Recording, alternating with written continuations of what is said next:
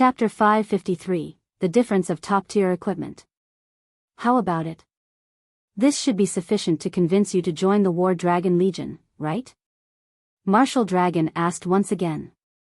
This time, instead of replying, Fire Dance quietly stared Martial Dragon. Just what kind of monster is this person? Why did I feel that death was right before me when he was still 10 yards away? After undergoing special training for a time, Fire Dance's strength had undergone a qualitative improvement. Lei Bao's training had especially helped her improve her control over her own body. Her senses had become far more sensitive as well. Meanwhile, as Fire Dance stared Martial Dragon, she felt as if she stood before a towering mountain. Particularly, when Martial Dragon was only 10 yards away from her, it felt like that towering mountain had instantly appeared above her and physically pressed down on her. At that very instant, she felt as if her life was no longer under her control. This feeling was different from the pressure she normally felt when facing a powerful enemy. It felt as if everything within a 10-yard radius of Martial Dragon was completely under the Berserker's control. Fire Dance could not believe it. She could not figure out just how Martial Dragon had achieved such a feat. Martial Dragon was clearly a Berserker. Aside from a few specific skills, a Berserker's normal attack range was limited to 5 or 6 yards. Moreover, the Dark God's descent had silenced everyone, and none of them could use any skills. Yet, Martial Dragon had an attack range of 10 yards and could even inflict a feeling of impending doom. Even Fire Dance began to wonder if she was hallucinating due to her fatigue from her recent training. However, ever since she had started playing God's Domain, her senses had not led her astray, so how could she possibly be mistaken now? Hence, Fire Dance immediately retreated from Martial Dragon. However, dragging on this fight was not a solution. After giving it some thought, Fire Dance gritted her teeth as she prepared to test herself against Martial Dragon.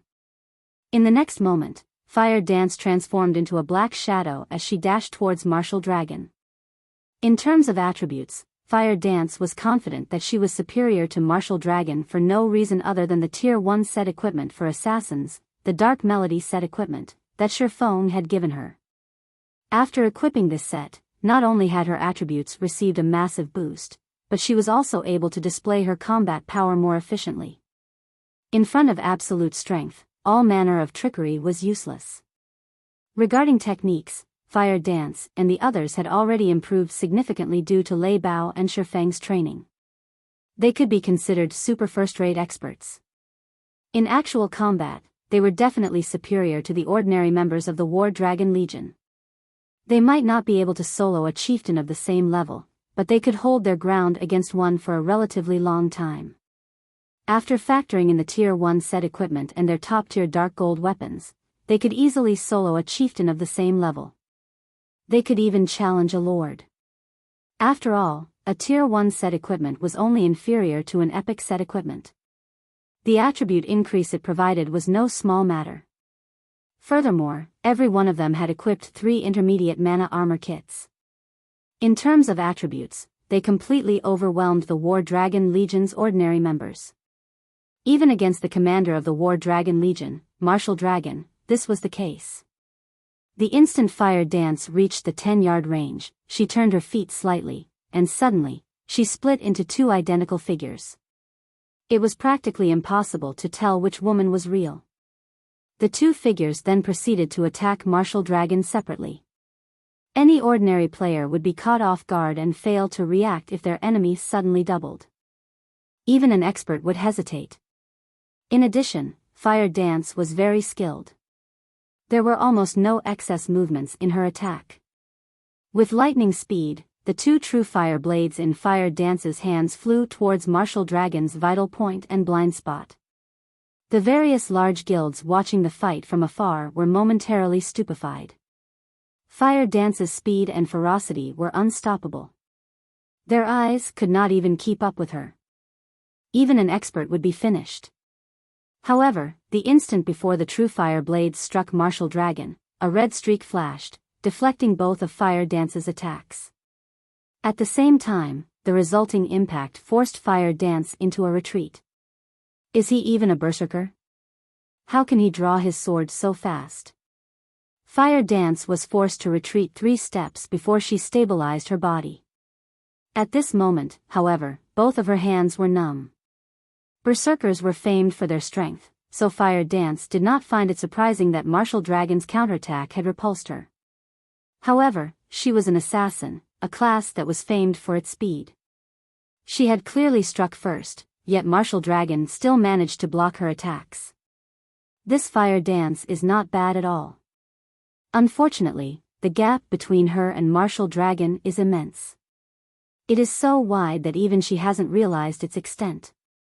Watching the fight from afar, Nine Dragons Emperor revealed a faint smile. Pavilion Master, how could you possibly compare that little girl to Martial Dragon? It is impressive that this little girl possesses such skill at such a young age. If she joins the Dragon Phoenix Pavilion, her future will be limitless. In a few years, she might even become a second Martial Dragon. The old man serving Nine Dragons Emperor similarly smiled. Martial Dragon was one of the strongest combatants that the Heavenly Dragon Pavilion had to offer. He was also a rare talent that only appeared once a decade. The virtual gaming world changed by the day, and every year, the Dragon Phoenix Pavilion would recruit a large number of players with potential. Meanwhile, the fact that Martial Dragon was known as a genius that only appeared once every 10 years in the Dragon Phoenix Pavilion showed just how much talent he possessed. How could a little girl, who had never been nurtured by a super guild, possibly compete with such an individual? Before, although it seemed as though Martial Dragon's block had been extremely fast, in reality, that was not the case. It was only because Fire Dance had failed to notice Martial Dragon taking half a step backward. And it was precisely this distance that had given Martial Dragon's greatsword sufficient time to catch up to Fire Dance's short swords. The subtlety this half-step contained was the difference between Fire Dance and Martial Dragon. Before Fire Dance could recall how Martial Dragon had managed to counterattack, Martial Dragon suddenly moved. The instant he moved, Fire Dance focused all of her attention on the berserker's body. Martial Dragon's movements were very fast and polished. However, this speed was slower than Fire Dance's reactions. In an instant, Fire Dance predicted the berserker's attack route and prepared to counterattack. Since my strength is not a match for him, I'll use speed to face him. Through the previous exchange, Fire Dance had discovered her advantages and disadvantages against this opponent. Assassins possessed extremely high agility. Hence, regarding movement speed, they were leaps and bounds above berserkers. With that in mind, Fire Dance planned to fight a moving battle with Martial Dragon. Fire Dance instantly dodged the attack from Martial Dragon's greatsword. She then sidestepped and sent an strike at the berserker's neck. Evade. Counterattack. It was a simple attack pattern. However, Fire Dance had completed both steps almost simultaneously. Just as Fire Dance considered following up her counterattack with another attack, her complexion suddenly paled as she felt that something was off. When her counterattack landed, she had not felt her blade slice flesh. Unfortunately, it was too late to react. Martial Dragon, who stood proudly before Fire Dance, had raised his blood-red greatsword and swung it down. A red blade of light flashed towards Fire Dance. The immense wind pressure generated by Martial Dragon's greatsword rolled up a cloud of dust along with a splatter of fresh blood. In the next moment, Fire Dance flew back, her HP rapidly falling. Fortunately, Fire Dance had a Tier 1 set equipment and 3 intermediate mana armor kits. In total, she had over 6,000 HP, even with her high defense. Although Martial Dragon possessed frightening strength, he could not kill Fire Dance with one hit. He could only reduce her HP by half. Such powerful equipment. Martial Dragon was somewhat surprised when he saw Fire Dance still standing. However, he quickly discerned the reason why he was unable to kill the assassin with a single hit. Equipment capable of allowing an assassin to survive one of his strikes definitely possessed powerful attributes. At this moment, even Martial Dragon envied Fire Dance. Even Nine Dragons Emperor, who watched the battle from afar, glared at Fire Dance enviously. It really is a wonder how you people from Zero Wing managed to obtain such exaggerated equipment. However, although your equipment is excellent, it will only prolong your suffering." Saying so, Martial Dragon advanced once more, swinging his great sword towards Fire Dance, who had only barely recovered from her fall. Just as the red blade of light was about to strike the assassin. "Who?" Martial Dragon's hands suddenly froze as his gaze quickly swept through his surroundings. An expert who has awakened a domain is actually bullying a young woman who has yet to even enter the refinement realm. Aren't you ashamed? Chapter 554, Overwhelming Attributes. Although this new voice was not loud, Martial Dragon's sharp gaze immediately locked onto its origin. In the direction Martial Dragon was looking at, a plain-looking man in armor slowly emerged the warring crowd. Despite so many players focusing on killing each other, nobody had bothered to attack this man. It was as if none of these people had noticed him. Everyone was still focused on dealing with their own opponents. Only when this man's black sword pierced through the backs of the Dragon Phoenix Pavilion's elites, did these elites notice the man's existence. By then, however, it was too late. Since the war had begun, nobody had noticed that this ordinary-looking man had killed many War Dragon Legionnaires and Dragon Phoenix Pavilion elites. He was practically a god of silent death. One hit Azura. Surprise and excitement filled Martial Dragon's eyes as they landed on Shifeng. "Sure enough, your reputation is well deserved. You really do possess some ability." A technique that could allow one to move unnoticed was no trivial matter. The concept might sound very simple, but when it came to its realization, not many could achieve it. This required a combination of special breathing techniques and footwork. Not to mention, Shifeng even wielded this technique with such ease.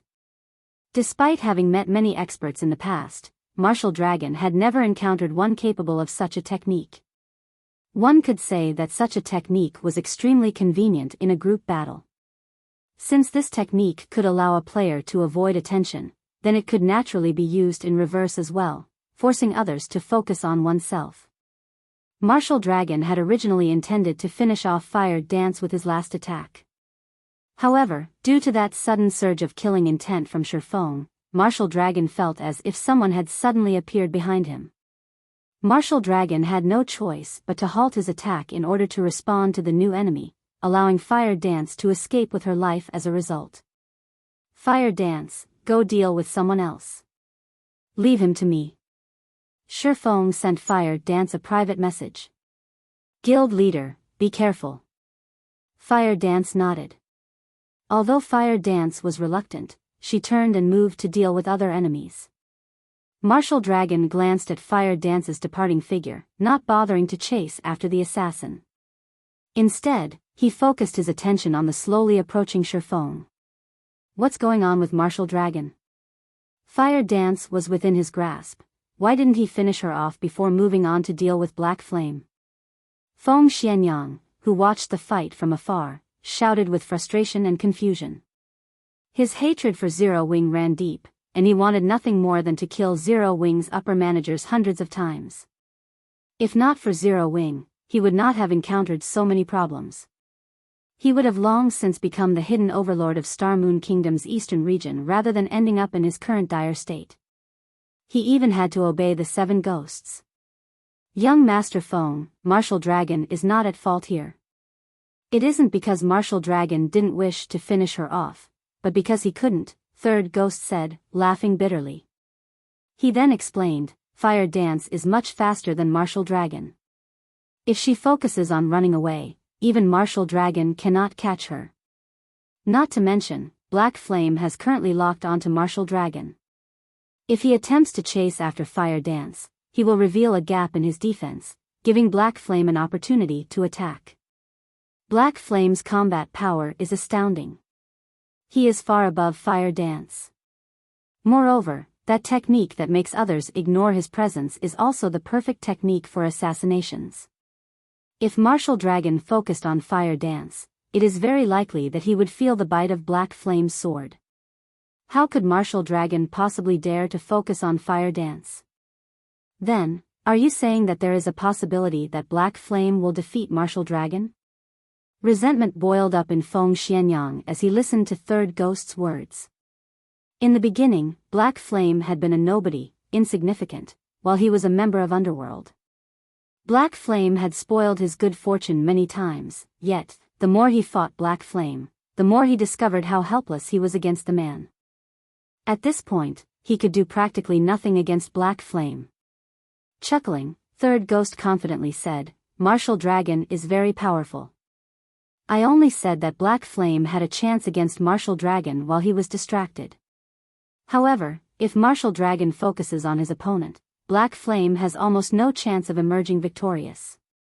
"What do you mean?" Feng Xianyang asked curiously. "This is something I heard from Boss First Ghost, but it seems that Martial Dragon has already awakened his domain. In a direct confrontation, it is simply impossible to defeat Martial Dragon. Even if we, the 7 ghosts, work together, it is unlikely that we could defeat Martial Dragon in a head-on clash." When Third Ghost uttered the word domain, reverence appeared on his face. Domain. Within a certain range, the wielder of the domain could achieve absolute control. One could even count the number of raindrops that fell in their domain. Only by training one's 5 senses to their extreme limits could one reach such a realm of control. Domains were practically a myth. Normally, only the geniuses among geniuses had the possibility of grasping such a technique. One could say that domains were the dreams that countless experts sought. While Third Ghost explained the situation, Martial Dragon and Shifeng gradually approached each other. 30 yards. 20 yards. 15 yards. One after another, the upper managers of the various large guilds witnessing this war shifted their gaze towards these 2 players.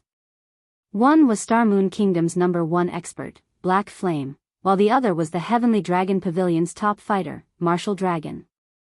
Both were peerless experts that could deter an army by themselves, so how could they possibly miss out on a battle between the 2? "Guild leader, who do you think will win?" Purple Eye asked. Although she was a top-tier expert herself, she had no idea what the outcome of this battle would be, as she had never witnessed either of the 2 fight with their full power.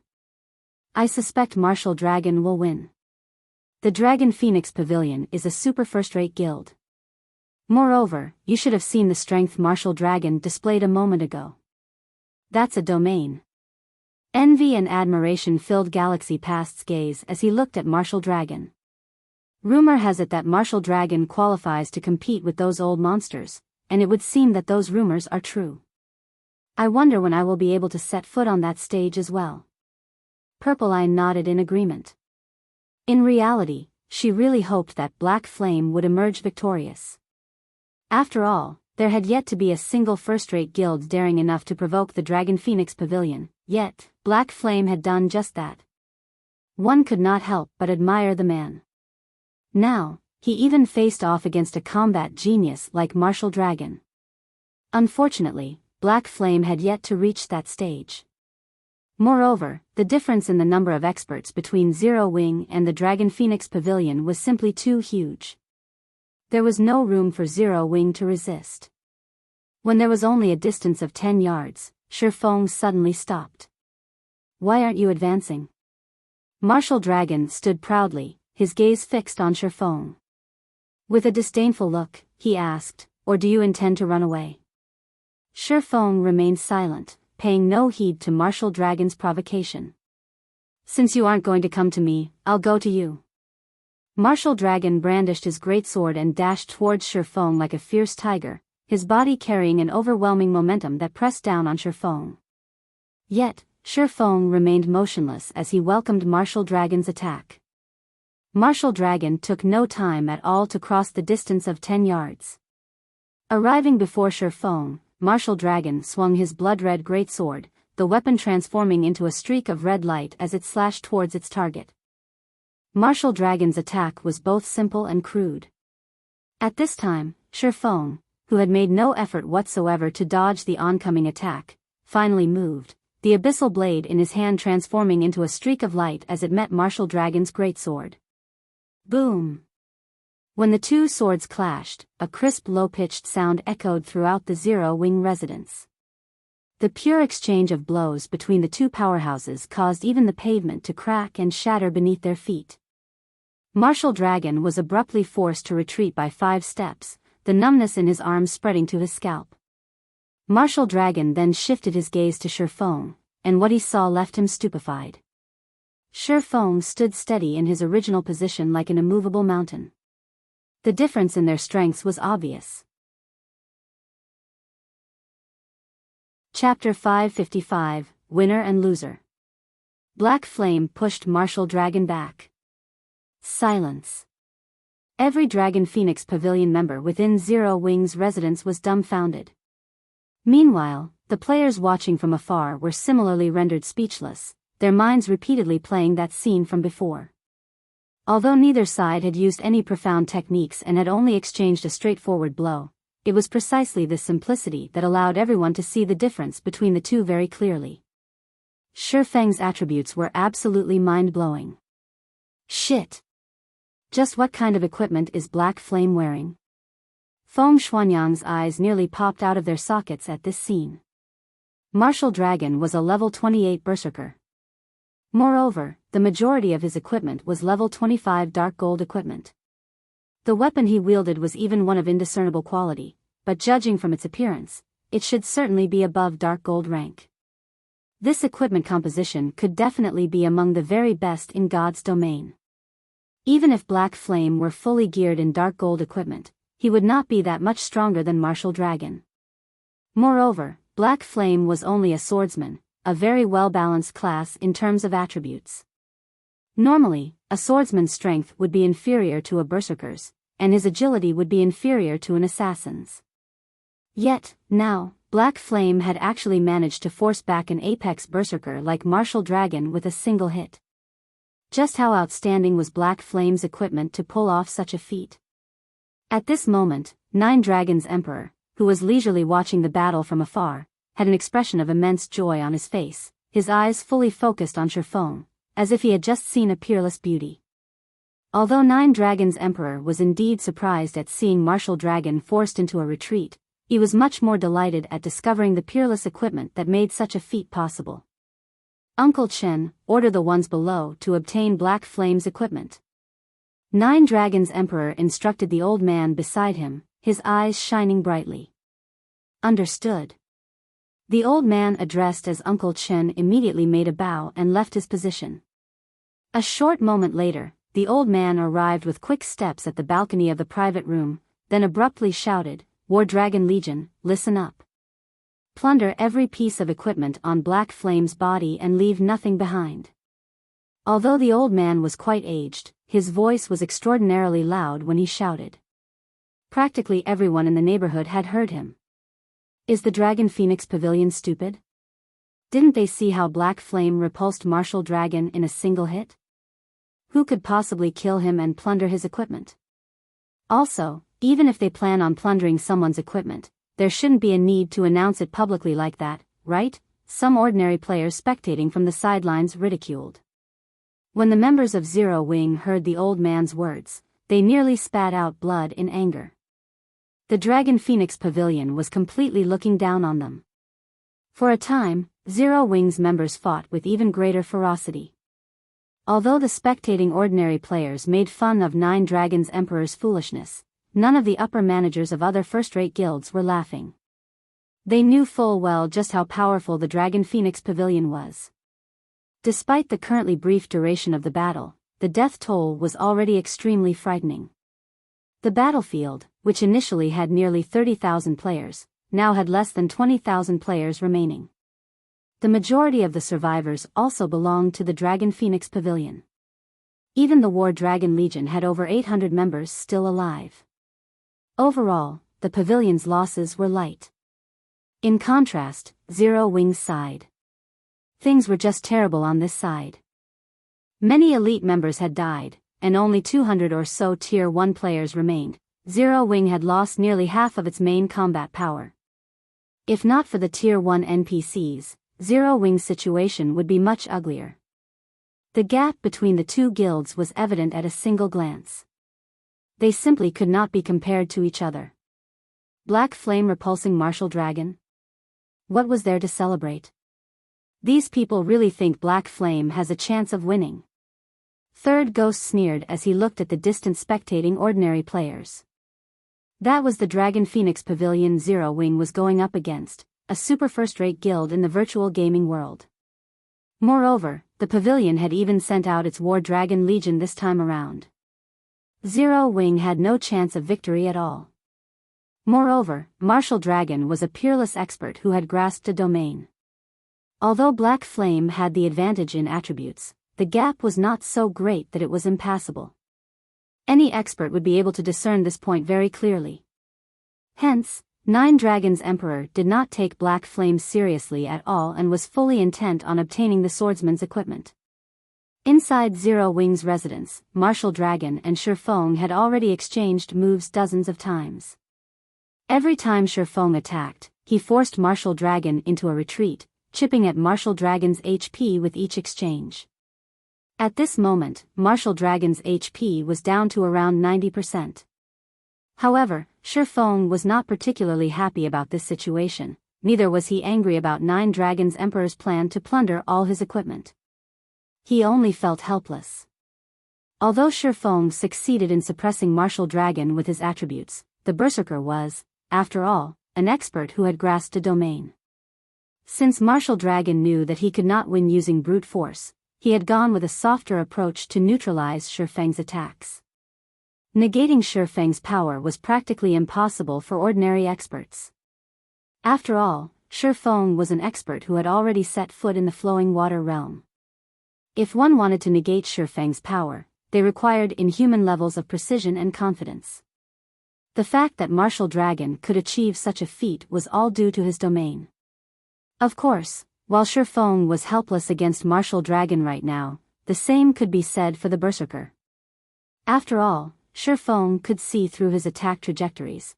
Whenever Martial Dragon tried attacking Shifeng, the latter would always take the appropriate defensive measures and force the exchange into a frontal clash between weapons. In a frontal clash, the side with lower strength would naturally receive damage and lose HP. Hence, Martial Dragon could only buy time. However, Martial Dragon was in no rush. Zero Wing was vulnerable. Fire Dance alone could not turn the situation around. This was not an arena. There was no need for players to fight one-on-one. If 3 to 5 legionnaires were insufficient, they could simply increase that number. Even if Fire Dance had powerful attributes, the War Dragon Legion could just treat her as a powerful boss and slowly grind her to death. You are the first person who has lasted this long against me. Unfortunately, this match won't go on for much longer, Martial Dragon said ruefully as he glanced at his surroundings. The number of Zero Wing members still alive was rapidly decreasing. After another 10 minutes or so, this war would come to an end. This outcome was all due to the difference in the number and quality of experts. Even with so many NPCs filling the gap, they were still far from enough. Indeed, this battle will not last much longer. Shifeng's heart ached over this situation as well. The losses Zero Wing had suffered in this war was simply too massive.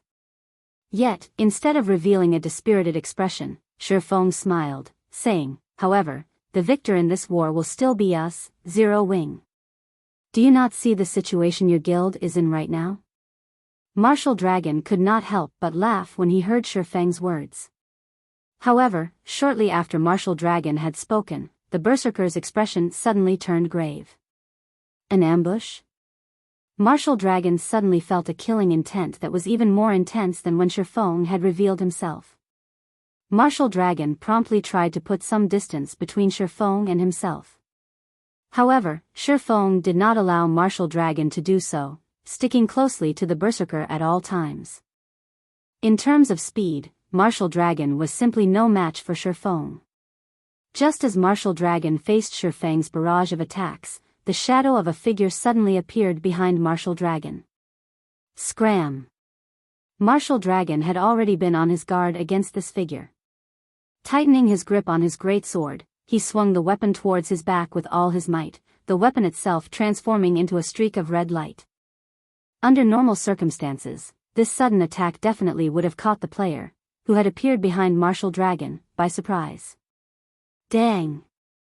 However, this red blade of light was easily blocked. You are... Martial Dragon finally managed to get a clear look at the ambusher and was stunned. This man had gray hair and a tall, robust body that was significantly larger than an ordinary person's. Also, this man was not a player but an NPC. Although this NPC was only level 40, lower than those level 50 tier 1 guards, the pressure Martial Dragon felt from him was even stronger than what he'd felt from a High Lord. However, Martial Dragon had no time to ponder the identity of this NPC, because the moment this NPC swung his sword, over a dozen wind blades flew at Martial Dragon from all sides. Only Shifeng knew what this skill was. Tier 2 sword skill, Wind Roar. This skill could not be blocked and could only be dodged. But Martial Dragon no longer had time to dodge right now. In the blink of an eye, multiple wind blades devoured Martial Dragon, his 6,000 plus HP instantly bottoming out with not a single point remaining. The ambusher was none other than Shifeng's personal guard, Kite. Only, at this moment, Kite had already recovered his original strength. No longer was he a Tier 1 swordsman but a Tier 2 swordmaster, instead. Chapter 556, Might of a Swordmaster. He actually died, just like that. That's Martial Dragon. How could someone possibly kill him with one hit? When did that frightening NPC appear? For a time, the upper managers of the various guilds spectating the battle were stupefied. Commander. Martial Dragon's abrupt death stopped the Dragon Phoenix Pavilion members' rising momentum cold. As the commander of the War Dragon Legion, Martial Dragon had never died, not even once, ever since he entered God's domain. Not even Hell Mode Team Dungeons could end his life. The elites of the Dragon Phoenix Pavilion and the members of the War Dragon Legion all admired Martial Dragon greatly, using him as their role model. One could say that Martial Dragon was the symbol of the War Dragon Legion, as well as the Legion's backbone. Now that their backbones suddenly disappeared, even the members of the War Dragon Legion were dumbfounded. They had never once thought that Martial Dragon would die. As if adding insult to injury, he was a casualty in a war of annihilation against a small guild. That damnable Black Flame. He actually has another hidden trump card. A chilling light flashed across Nine Dragons Emperor's eyes as he glared at Shifeng. However, even if you have the help of a level 40 tier 2 NPC, you will all still perish today. Uncle Chen, head into the battlefield with Blood Dragon. Do not let Black Flame get away at all costs. The same goes for that tier 2 NPC. Martial Dragon was renowned throughout the entire virtual gaming world. He was practically synonymous with the Dragon Phoenix Pavilion and was also the proof of the Heavenly Dragon Pavilion's strength. Yet, now, Martial Dragon had actually been killed in a war with a minor guild like Zero Wing. If news of this matter were to spread, the damage to the Dragon Phoenix Pavilion's reputation would be severe. At this moment, the only way to redeem the pavilion's reputation was to thoroughly consign Zero Wing to history and have everyone know what the consequences were for angering the Dragon Phoenix Pavilion. Presently, Zero Wing had only a small number of members left alive. On the other hand, the Dragon Phoenix Pavilion suffered only minimal losses among its main experts. Although a Tier 2 NPC was mighty, fortunately, it was just a level 40 NPC, roughly equivalent to a level 40 Lord. With the number of experts in the War Dragon Legion, they could easily defeat a level 40 Lord. Understood. The old man addressed as Uncle Chen bowed and departed. From an outsider's point of view, this Uncle Chen was only a butler of Nine Dragons Emperor. However, every upper manager in the Dragon Phoenix Pavilion knew that this old man with a head full of white hair was not just Nine Dragons Emperor's butler. He was the third person to command the War Dragon Legion, Dust Dragon. However, this detail was something in the annals of history. Currently, most people had long since forgotten that this elderly man named Uncle Chen was the almighty Dust Dragon of the past. When the War Dragon Legion received the command, they immediately went into a frenzy. They no longer bothered targeting the elites of Zero Wing. Instead, hundreds of them encircled Shifeng and Kite. Every one of these hundreds of experts was level 27 or above, and they all wore top-tier equipment. Moreover, at this level, most players had at least some equipment with the Ignore Levels attribute. In other words, members of the War Dragon Legion would not have to worry about level suppression when fighting Kite, a level 40 NPC. Normally, the War Dragon Legion members could trounce a level 40 Field Lord with just a single 20-man team. Meanwhile, hundreds of them were present right now. Blood Dragon, a branch leader of the Dragon Phoenix Pavilion, and Dust Dragon, a former commander of the War Dragon Legion, were even leading the Legionnaires personally. Even if the enemy was a level 40 High Lord, they could still defeat it. Ha ha ha. Black Flame is doomed for sure this time. Rather than dealing a blow to the Dragon Phoenix Pavilion's momentum, he has instead angered the pavilion even more. Feng Xianyang could not help but chortle when he saw this scene. Not only is he surrounded by so many top-tier experts, but he also can't use any of his skills.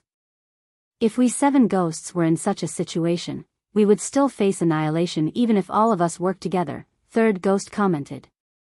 Everyone had originally been fearful of Martial Dragon already. Now that they saw this scene, they finally realized just how powerful the Dragon Phoenix Pavilion was. The Dragon Phoenix Pavilion's true strength is simply too powerful. It really isn't something we first-rate guilds can hope to contend with. It seems that I'll have to make some changes to our future development plans. Galaxy Past felt helpless as he looked at the tightly packed members of the War Dragon Legion. Top-tier experts were individuals that large guilds would only rarely encounter. Yet, the Dragon Phoenix Pavilion actually managed to dispatch 1,000 of them. With such power, who could possibly oppose the pavilion? Galaxy Past had even visualized the Star Alliance being in Zero Wing's place right now. In the end, he concluded that the Star Alliance would not fare any better than Zero Wing. In other words, not to mention the Phoenix Pavilion of the Dragon Phoenix Pavilion, just the Heavenly Dragon Pavilion alone was enough to annihilate the Star Alliance. The gap between a first-rate guild and a super first-rate guild was simply hopeless. Guild leader, look! Black Flame has begun taking action. Purple Eye, who was standing beside Galaxy Past, recalled him to the battle at hand. Zero Wing's destruction was inevitable. The only thing worth watching now was seeing how many experts of the War Dragon Legion Black Flame would manage to kill. As for escaping, that was practically impossible. As the guild leader, if Black Flame abandoned his own guild residence to escape, he would only turn himself into a laughingstock. His only option now was to fight till the bitter end. Either he survived by forcing his enemies to retreat, or he perished along with his guild residents. There was no third option. Without hesitation, Shi Feng, along with Kite, dashed directly towards the oncoming army of experts. They did not bother taking a roundabout route to conduct guerrilla warfare. Has this Black Flame lost his mind? Galaxy Past watched Shi Feng's movement patterns with utter bewilderment. When the enemy had the advantage in numbers, one would normally apply hit-and-run tactics to avoid letting their enemies completely surround them. Applying such guerrilla tactics would yield tremendous results, especially when one's combat power was significantly superior to the enemy's. However, Shi Feng had actually taken the initiative to charge into the enemy's encirclement. He was simply trying to get himself killed. Since you wish to die, let me grant you that wish. Blood Dragon revealed a sinister sneer. Back when the curse scrolls were used, he had been outside the effective radius of Dark God's descent. Hence, when Blood Dragon was only 30 yards away from Shi Feng, he immediately activated charge. He then raised his sword, activating Heavy Chop as he swung the weapon at Shi Feng. Meanwhile, Dust Dragon, who was a short distance away, had similarly used charge. He had timed his skill perfectly so that he would arrive just a moment later than Blood Dragon, preventing Shi Feng from blocking both of their attacks. In God's domain, although a person might seem old, their bodies in the game remain strong. Hence, there was not much of a difference between Dust Dragon's current combat power and his combat power back when he was still in his prime. On the contrary, his combat experience far surpassed the ordinary person's. He was like a living fossil of the virtual gaming world. He had long since reached the realm of perfection in the control and usage of techniques. Looking to die? Shi Feng could not help but smile when he looked at the two people swiftly approaching him. Kite was no ordinary NPC. He was a dark gold ranked personal guard, and he could easily beat up a player of the same level and tier. When Kite was still a tier 1 swordsman, he was already capable of contending against a high lord of the same level. Contending against higher levels might be a different story, but with his strength back to that of a tier 2 swordmaster, he could even go toe-to-toe with a level 40 Great Lord now. What did a level 40 Great Lord hint at? The final boss of a level 20, 100-man Hell Mode team dungeon was only a level 20 Great Lord. But there had yet to be a single person daring enough to go challenge such a monster even until now. Out in the fields, a level 40 Great Lord would annihilate a 1,000-man team of level 40 players, not to mention a 100-man team. Meanwhile, the War Dragon Legion consisted of only several hundred players. Moreover, none of them was even close to reaching level 40 yet. They also did not possess any level 40 top-tier equipment. Yet, they still dared to come charging over. Their recklessness left Shi Feng speechless. If he truly had to describe them, he would say that they were remarkably courageous. The moment Blood Dragon and Dust Dragon came rushing over, Kite moved in front of Shi Feng. The Swordmaster then swung his sword down at the two aggressors. Instantly, dozens of wind blades struck both Blood Dragon and Dust Dragon from all sides. In the blink of an eye, both berserkers were lying on the ground, already dead. Chapter 557, Qualifications to become an Overlord. What kind of NPC is this?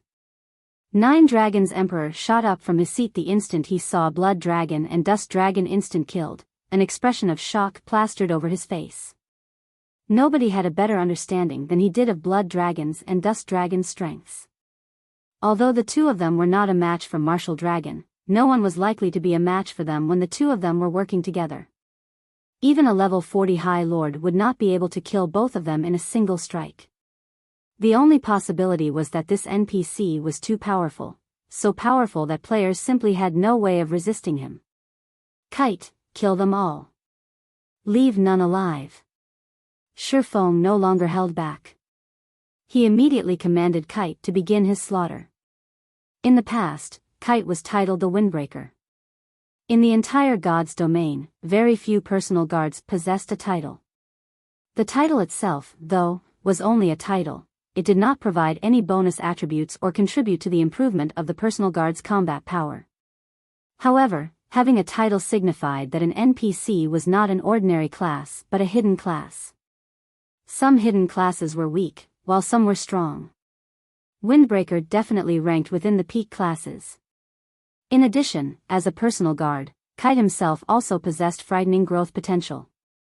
Hence, Kite had become practically invincible when going up against an enemy of the same level and tier in the past. Back in the days, the lifestyle player that owned Kite had relied on this personal guard to become an existence that nobody in God's domain could ignore. Even super guilds did not wish to offend this lifestyle player casually. What about now? Back then, even a lifestyle player had managed to nurture Kite into a tier 5 sword saint capable of overwhelming any tier 5 player or NPC. Meanwhile, in this life, Shi Feng was the one nurturing Kite.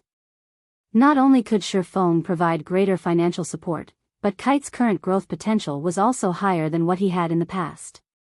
Now, dealing with players of a lower level and tier was practically child's play to Kite. After Kite received Shi Feng's command, he transformed into a fierce gale that swept across the members of the War Dragon Legion. The shield warriors and guardian knights of the War Dragon Legion hurriedly dashed to the forefront, attempting to block Kite's assault. Unfortunately for them, Kite was just too fast. With a simple leap, he arrived behind the shield warriors and guardian knights.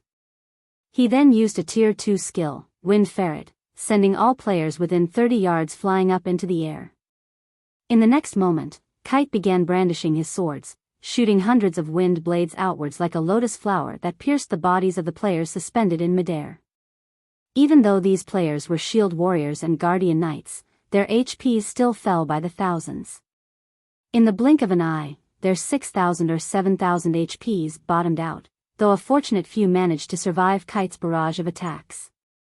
However, as they were too high up in the air, when they landed on the ground, the fall took away their last strand of HP.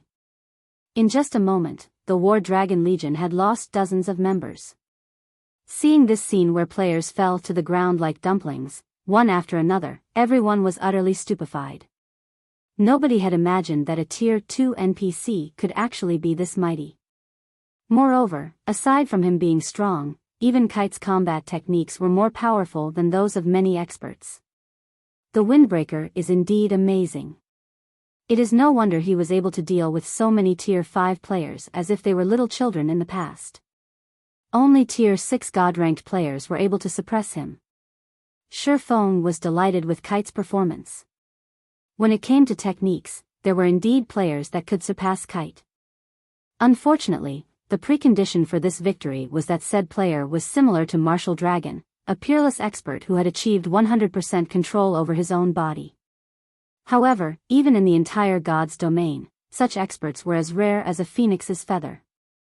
Moreover, even if a player was superior to Kite in terms of combat techniques, as an NPC, Kite could completely overwhelm any player when it came to attributes. In front of absolute strength, all manner of trickery was useless.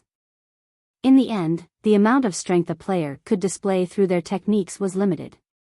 It was just like how Shifeng, despite his techniques being inferior to Martial Dragon's, was able to suppress the Berserker by relying on his attributes.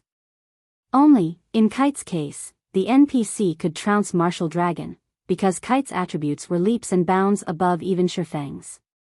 Such great strength was already beyond Martial Dragon's ability to withstand. Hence, Kite was able to kill Martial Dragon easily while Shifeng could not. In just a moment, Zero Wing had made a complete comeback from their previously disadvantaged situation. To the War Dragon Legion, which had a member count of only 1,000, having more than 100 of its experts killed was a significant loss. Most importantly, its casualties continued to increase. Despite Nine Dragons Emperor's attempts to pin down Kite by sending more elite players and experts, all his efforts were in vain. With Kite's speed, strength, and techniques, any player that had yet to attain their Tier 2 class would not even have the qualifications to delay him. Otherwise, the many first-rate guilds and super guilds in the past would not have feared him so much. Seeing how Kite was casually slaughtering the members of the Dragon Phoenix Pavilion, the spectating upper managers of the various large guilds were dumbfounded. With such an NPC guarding their guild residence, no guild is capable of threatening Zero Wing. Galaxy Past muttered as he looked at Kite. He then shifted his gaze toward Shifeng, who was leisurely observing the battle from the sidelines, his eyes filled with both admiration and envy. Although the status of a first-rate guild might seem preeminent, in reality, there was a massive gap between a first-rate guild and a super guild. If the Star Alliance managed to anger a super guild in the future, a repeat of today's scene was highly likely. However, if the Star Alliance had an NPC like Kite guarding its guild residence, at that time, it would possess the qualifications to pick a fight with a super guild. Although they still could not afford to provoke a super guild, they would no longer have to live in fear like they currently did. As long as a guild's residence remained, and as long as the guild still possessed a large sum of funds and coins, then it would be a cockroach that would not die. In the virtual gaming world, it was not the powerful who were considered strong. Instead, it was those who managed to survive and was not afraid of any enemy that were deemed to be strong. After all, only by surviving would there be hope. It was just like how those super guilds had managed to survive until now. In the past, there were far more powerful existences than these super guilds. Yet, in the end, didn't they end up failing as well? Meanwhile, although Zero Wing was still weak right now, it already possessed the qualifications to become an overlord in God's domain. Hence, how could Galaxy Past not admire Shifeng? Purple, once we return, immediately mobilize the entire guild. Our Star Alliance needs an NPC like that as well. Galaxy Past's eyes were filled with desire as he looked at Kite. Amicham. Purple Eye silently nodded in agreement. However, instead of looking at Kite, she was currently focused on Aqua Rose. At this moment, her eyes were filled with mixed feelings. Time slowly passed by. The battlefield grew more intense with each passing moment. Currently, only a small number of players from Zero Wing remained alive. As for the guild's most precious Tier 1 players, less than 100 remained alive. This time, however, the Dragon Phoenix Pavilion was not having a good time either. Due to Kite's appearance, coupled with Shifeng silently helping out his guildmates, the War Dragon Legion's numbers fell sharply. Currently, less than 400 legionnaires remained alive. Retreat. All of you, retreat. 9 Dragons Emperor sent a command to the members of the Dragon Phoenix Pavilion, no longer able to stomach this battle. Pavilion Master, Zero Wing is about to be destroyed. Are we really going to retreat right now? Rage had long since overwhelmed many of the Dragon Phoenix Pavilion's upper managers fighting in the battlefield. The Dragon Phoenix Pavilion's prestige and reputation were also at stake here. How could they possibly be willing to retreat at a time like this? I said retreat. Are you unable to understand that? 9 Dragons Emperor suddenly said in a low tone, his gloomy voice chilling even his surroundings. 9 Dragons Emperor wanted to continue fighting this war as well. He even wished he could personally step onto the battlefield. However, he was a guild leader.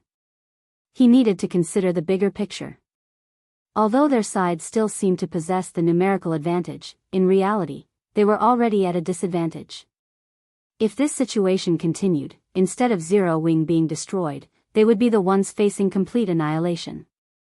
In order to cut their losses, they had no choice but to retreat right now. Understood. Retreat. All members, retreat. The members of the Dragon Phoenix Pavilion could only sigh in dejection. Under the command of the upper managers, they swiftly withdrew from Zero Wing's guild residence. Chapter 558, After the War. 1. We won. Everyone from Zero Wing was incomparably excited, and they all began cheering loudly one after another. Throughout this entire war, nobody had expected them to win. Even the large guilds watching from afar had long since made preparations to take advantage of Zero Wing's misfortune. Originally, other than super guilds, nobody else dared to oppose the Dragon Phoenix Pavilion. However, they had dared. Moreover, they had even defeated the Dragon Phoenix Pavilion. They had achieved a feat that no guild had ever imagined was possible. The Dragon Phoenix Pavilion was actually defeated, just like that. The various large guilds spectating this battle fell silent. Other than shock, everyone felt amazement. Despite the Dragon Phoenix Pavilion's overwhelming power, in the end, all those elite players and frightening top-tier experts suffered defeat at the hands of a single NPC guard. After we return, we must focus on developing our guild's guards. Galaxy Past had an excited expression on his face as he watched the retreating members of the Dragon Phoenix Pavilion. The true strength of a super guild was something no ordinary guild could ever hope to comprehend. Only first-rate guilds like them would know some secrets about super guilds. Although the opponent Zero Wing had defeated this time was not a super guild, the Dragon Phoenix Pavilion's strength was already on a par with those super guilds. Since Zero Wing could repel the attack of the pavilion, it could naturally repel the attacks of super guilds as well. Most likely, nobody in the entire God's domain had thought that. The first guild capable of going toe-to-toe with the Dragon Phoenix Pavilion would not be a first-rate guild but a recently established guild like Zero Wing, instead. However, this was still not the most exciting part. The most exciting part was that Zero Wing had shown everyone present the hope of contending against a super guild. In virtual reality games, the result of a war between guilds usually depended on players. However, God's domain was different. Here, NPC guards could also determine the outcome of a guild war. In other words, the advantage a super guild possessed was no longer an insurmountable hurdle. If a guild's players could not repel an attack, they could just fill the gap using NPCs. At this moment, Galaxy Past wasn't the only one planning to focus on nurturing his guild's NPC guards. The upper managers of the various large guilds had also grasped this point. They all had the notion of developing their NPCs once they returned. As long as their guild residences had an NPC like Kite protecting it, then their guild residences would be impregnable. That way, they could disregard those powerful super guilds. They could develop their guilds however they pleased. Although the members of the Dragon Phoenix Pavilion were swiftly withdrawing, Shifeng had no intention of letting them off the hook. Instead, he immediately expanded on his victory, killing as many as pavilion members as he could. Every player present was an elite or above. The quality of the equipment they wore on their bodies went without saying. Each additional death was equivalent to obtaining another piece of good equipment. During the Dragon Phoenix Pavilion's withdrawal, Shifeng and Kite managed to kill several hundred more players, obtaining a bountiful harvest, particularly of the life force points Shifeng collected. Damn it.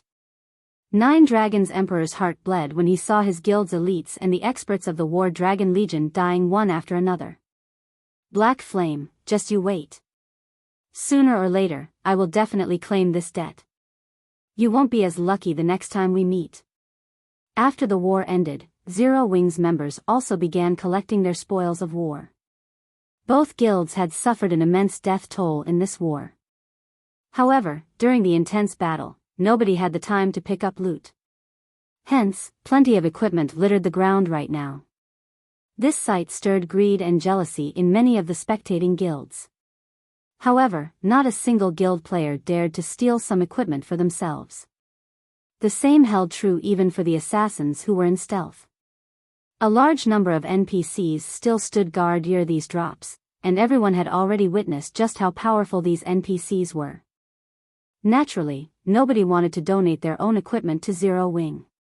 At the same time, word of the Dragon Phoenix Pavilion's defeat spread at the speed of light. Practically all the discussions on the official forums mentioned this incident. It can't be, right? The Dragon Phoenix Pavilion actually lost? You must be joking. The Dragon Phoenix Pavilion really lost. I have first-hand video documentation here, and you can have it for just 50 credits. A majority of the players in God's domain was incredulous of the Dragon Phoenix Pavilion's defeat. The pavilion, which had remained unshakable all this time, had actually been defeated. It was a rout. Even the pavilion's most powerful War Dragon Legion had lost over half of its members. The damage the pavilion had suffered this time was simply incalculable. Starmoon City, inside Ouroboros's guild residence. Snow, Zero Wing actually won against the Dragon Phoenix Pavilion, just like you guessed it would. Zhao Yueru's unblemished face was full of surprise when she received the latest news regarding the war between Zero Wing and the Dragon Phoenix Pavilion. There's nothing surprising about this, Gentle Snow said, a bright smile appearing on her face. Black Flame is no fool. Moreover, he has never done anything he was not confident about. Since he dared to pick a fight with the pavilion, he naturally had basis for his confidence. Only, I never imagined that the source of his confidence would be so powerful. We're in luck this time. Since we're allies with Zero Wing, those elders whom Chao Qinghua is planning to pull to his side will have to carefully reconsider their actions, Zhao Yueru laughed. Moments after Zhao Yueru said these words, the doors to the meeting room opened, and a few gorgeously dressed middle-aged men and women entered. Seeing the arrival of these few people, Gentle Snow could not help but smile bitterly as she shook her head. Fate truly knows how to toy with people. These men and women were none other than Ouroboros's few highly skilled and influential elders. Normally, these elders paid little heed to the matters of the guild, focusing only on grinding, leveling up, and raiding dungeons. Even Chao Qinghua dared not offend these elders casually. Previously, Gentle Snow had tried inviting these elders for a discussion on some matters. However, they had simply ignored her overtures. Now, without even requiring her invitation, these people had taken the initiative to come looking for her. This situation left Gentle Snow speechless. Back then, she had only decided to become Zero Wing's ally to repay her debt to Black Flame. Now, however, it would seem that she was growing even more beholden to him, instead. Guild leader Snow, we truly apologize for before.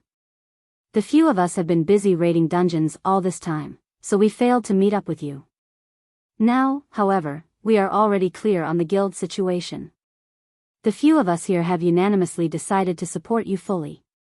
If Chao Qinghua dares to try to split up Ouroboros, he will have to go through us first before he can do so, the leading shield warrior declared, chuckling. Now that Zero Wing had defeated the Dragon Phoenix Pavilion, a super first-rate guild, its fame and status in God's domain were naturally far different from before.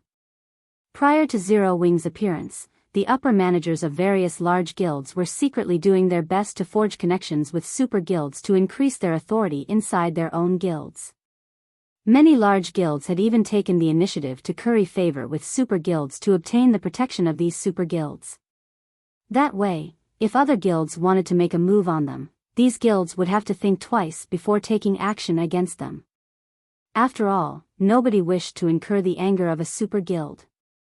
Meanwhile, now that Zero Wing had defeated the Dragon Phoenix Pavilion, the consequences were obvious. In the future, Zero Wing might very well become another super first-rate guild. When a man became powerful, those near him could ride on his coattails to success as well. Since Gentle Snow was an ally of Zero Wing, that meant that Gentle Snow had the support of what amounted to a super first-rate guild. As long as one was not a fool, they would know which side they should choose. White River City, Zero Wing's residence.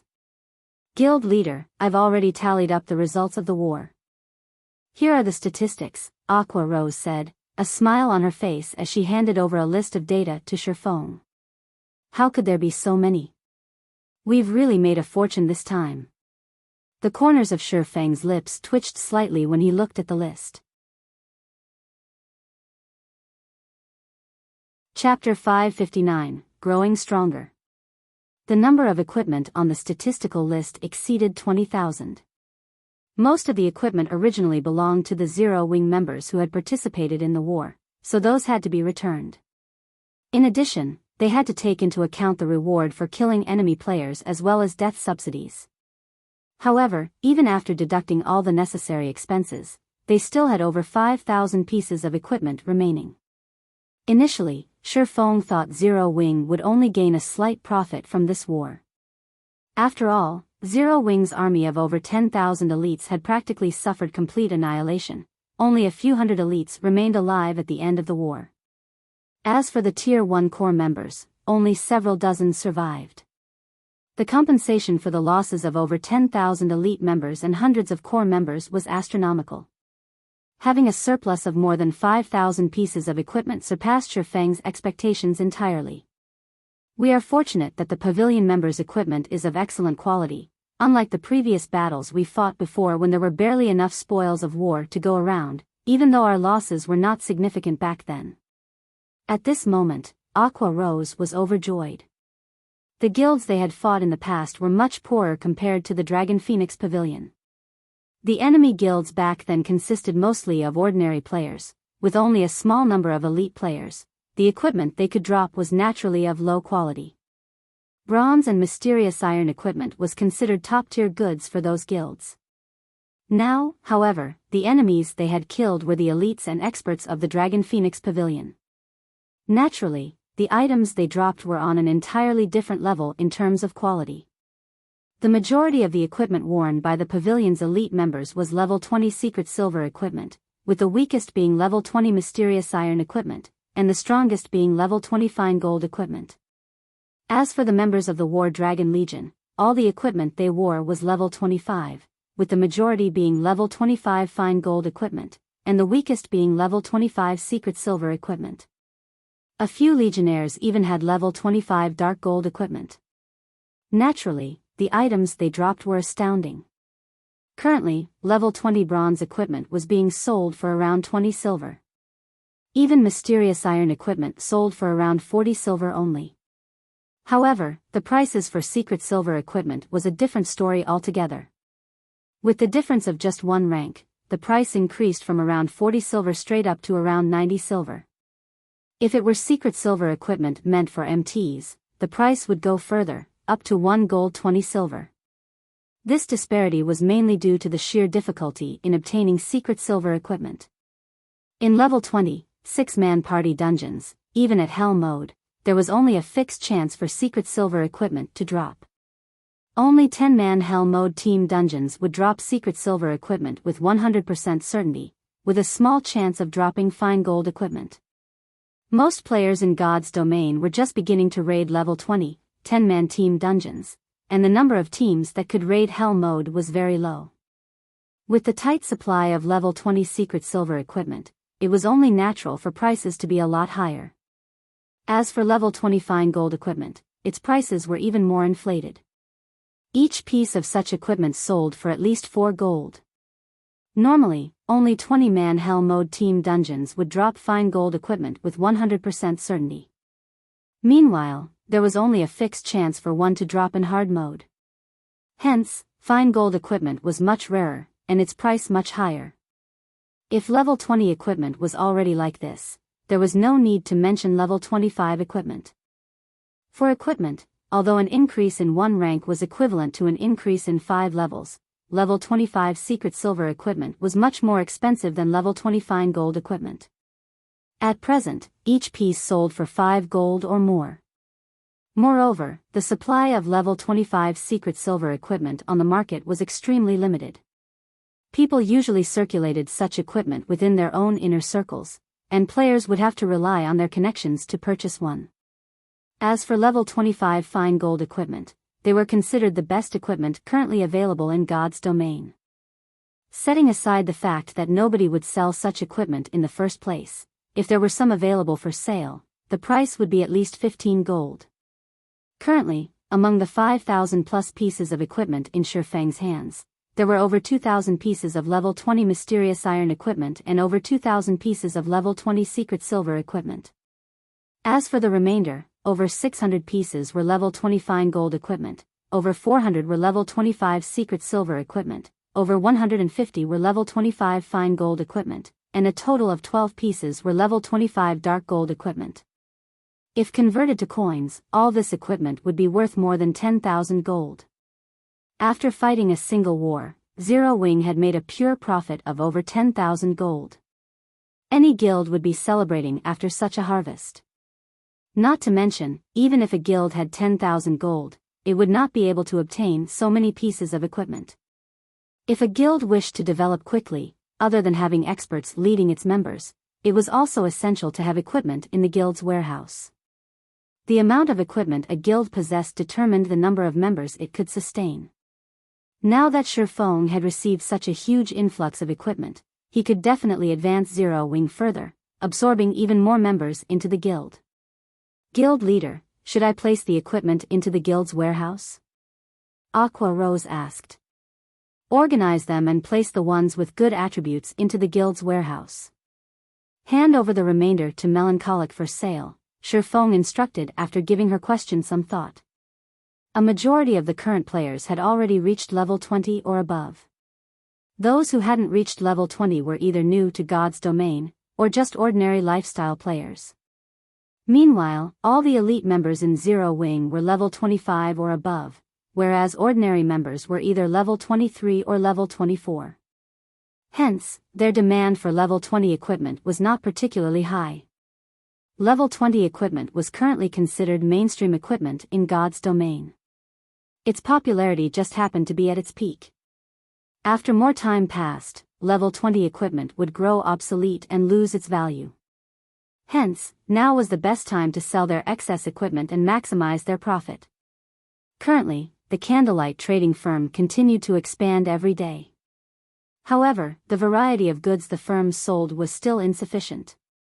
There was a limit to the number of players the firm could attract just by relying on the intermediate mana armor kits and light stones. Only when the firm could sell good equipment in large quantities would it truly be able to hold its ground in Starmoon Kingdom. In Shifeng's previous life, many trading firms would sell the bronze, mysterious iron, secret silver, fine gold and even dark gold equipment produced by its forgers. Only by following that example could the candlelight trading firm maintain its shop's competitiveness. Soon after, Shifeng logged out of the game to rest. Time passed slowly. On the day after the great battle, the atmosphere surrounding White River City was no longer oppressive like before, and many players on the streets had begun talking about yesterday's war. Damn! I can't believe that, while I was at work during the day, the Dragon Phoenix Pavilion was actually defeated. I know, right? Zero Wing is OP now. If even a super first-rate guild is helpless against it, it would be even more impossible for other guilds.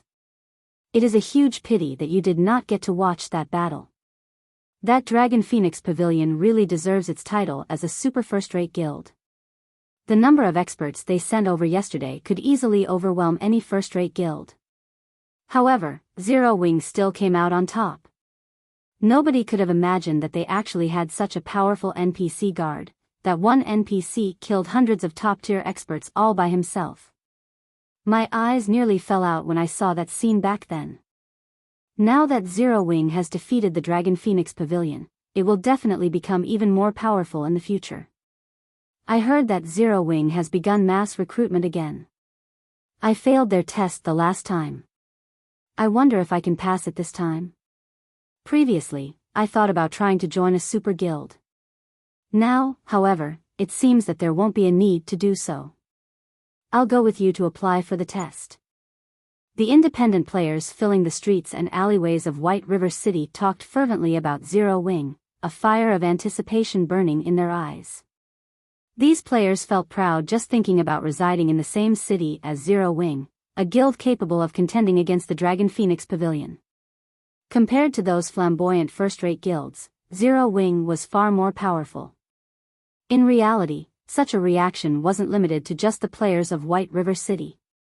The independent players of many other cities, other kingdoms even, began migrating to White River City one after another, every one of them hoping to join Zero Wing. In just half a day's time, Zero Wing completely recovered to its original strength.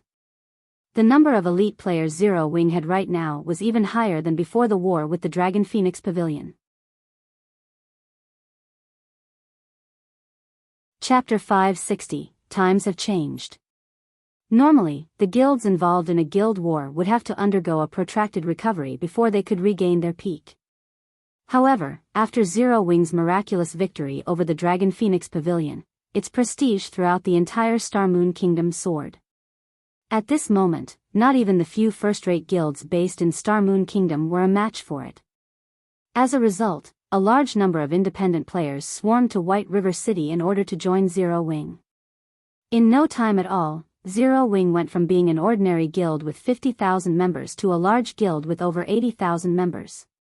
Moreover, this was after Zero Wing increased the difficulty of its recruitment test. Most importantly, this number was still rising rapidly, with no signs of slowing down at all. Zero Wing's development speed rendered the various large guilds in Star Moon Kingdom speechless. Currently, Zero Wing could already be described using the term overcrowded. All of this was a result of Zero Wing's future becoming limitless. Previously, although Zero Wing had attracted quite a lot of attention due to its various feats, at the end of the day, it was merely another small guild that was a dime a dozen in God's domain. It was an existence that would disappear in an instant should it accidentally anger a large guild. Hence, when independent players were choosing a guild to join, the first ones they would consider were definitely those large guilds instead of Zero Wing. Now, however, the situation had changed. Firstly, Zero Wing was already an existence that did not need to fear any other guild. Secondly, the treatment and benefits Zero Wing provided surpassed even those of first-rate guilds. Thirdly, there were all sorts of top-tier equipment available in the guild's warehouse. Just looking at the wide array of equipment would make one drool. Not to mention, the guild residents also had a large number of private rooms available for rent. Whether it was in terms of leveling speed or equipment upgrading speed, Zero Wing was much faster than every other guild. With so many advantages, everyone would naturally hope to join Zero Wing. Aren't you guys being too arrogant? You defeated the Dragon Phoenix Pavilion's raid only once. Among the large number of independent teams out there, the combat power of our Flying Eagles team is definitely ranked above average. We will be highly valued even if we join a first-rate guild. Yet, now that we are trying to join Zero Wing, only 2 of the 10 of us managed to pass your test. Aren't you looking down on us a little too much? A level 24 Guardian Knight demanded angrily. That's right. We hurried over to this place from far away and have spent a lot of money on teleportation fees, all because we want to join Zero Wing. Can't you lower the difficulty of the test by just a little bit? A level 23 ranger complained. At the recruitment hall inside Zero Wing's residence, many players were voicing their discontent over Zero Wing's recruitment test. This situation was giving Aqua Rose a huge headache as well. She could not understand why Shifeng suddenly decided to raise the requirements despite these already being very high before, even higher than those of first-rate guilds. Yet, now, Shifeng raised that bar even further. He was practically trying to drive players away from the guild. Guild leader, there are countless guilds in God's domain, and all of them are frantically trying to recruit members. Now that we have defeated the Dragon Phoenix Pavilion, we have the perfect opportunity to develop quickly. If we don't take this chance to recruit a large number of players while we are still popular, it won't be as easy to do so in the future. Can't you lower the conditions a little? Aqua Rose asked. Most of the players who had come from other cities were relatively skilled players back in their own cities. However, in order to better develop themselves, they had come all the way to White River City specifically to join Zero Wing. One could say that these players were the cream of the crop of other cities, and rejecting them right now would be such a pity. I won't change this condition no matter what. Besides, I didn't invite them over, they came of their own free will. In any case, the condition is there. Once they pass it, they can naturally join the guild. If they fail, there is nothing we can do about it. Zero Wing's resources are limited. Our guild isn't a garbage collection station. Moreover, Zero Wing is taking the path of the elite. There is no meaning in recruiting in bulk. Shifeng showed no signs of regret at all. Slowly, he explained, you have seen it for yourself. During the war with the Dragon Phoenix Pavilion, the War Dragon Legion nearly annihilated all our elites. If we did not have a large number of NPC guards to assist us, the War Dragon Legion might have wiped us out. Hence, what we need to do now is not to increase the number of members we have but to improve the quality of our members. Aqua Rose fell silent upon hearing Shifeng's words. The gap between the two sides in that war was simply too vast. Not to mention the War Dragon Legion, even the standard of the Dragon Phoenix Pavilion's elite members was significantly higher than Zero Wing's. Had the gap been smaller, Zero Wing would not have suffered such massive losses. Indeed, my mind must have been clouded before. I'll carry out your orders immediately, then. After Shifeng's lecture, Aqua Rose finally realized that she'd had her head in the clouds out of joy from their victory.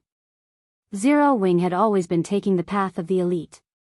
It was precisely because of this that the guild's members managed to improve their strength so quickly. Despite having only 50,000 members, there were over 13,000 elite members in the guild. This was a very frightening ratio. Moreover, Zero Wing's success in developing from a small guild with only several thousand members to a guild with more elite members than even a second-rate guild was all because every guild member received a significant share of the guild's resources. Following which, Shifeng handed over all Zero Wing-related matters to Aqua Rose while he went to his forging room in the Candlelight trading firm.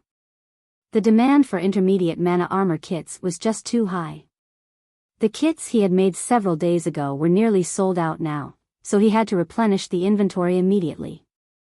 During this period of time, Shifeng had been constantly busy developing the Candlelight trading firm, so he did not have time to do anything else. Notably, the time limit for his epic quest, Darkness Descends, was nearly up. Fortunately, the Candlelight trading firm was already well developed, and its fame had already spread throughout the entire kingdom. It would not take long to accumulate 30,000 gold. While a sea of players was applying to join Zero Wing, the situation on the Candlelight trading firm side was also getting out of hand. Currently, White River City was flourishing. It was no longer inferior to Starmoon City. Moreover, during this period of time, the Candlelight trading firm had begun selling equipment in large quantities, enjoying great popularity from the public.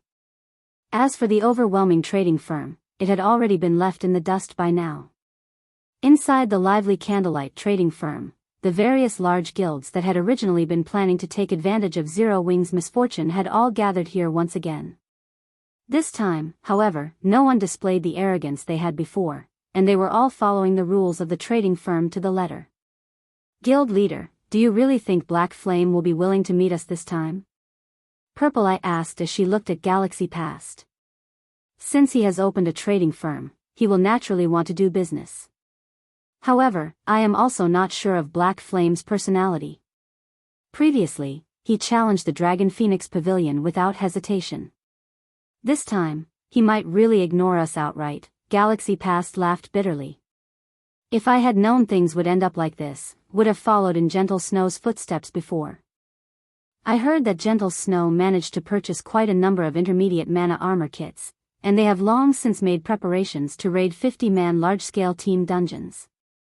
Not only had the Dragon Phoenix Pavilion suffered a crushing defeat, but Nine Dragons Emperor was also forced to bring the War Dragon Legion back to the pavilion's main headquarters to recuperate.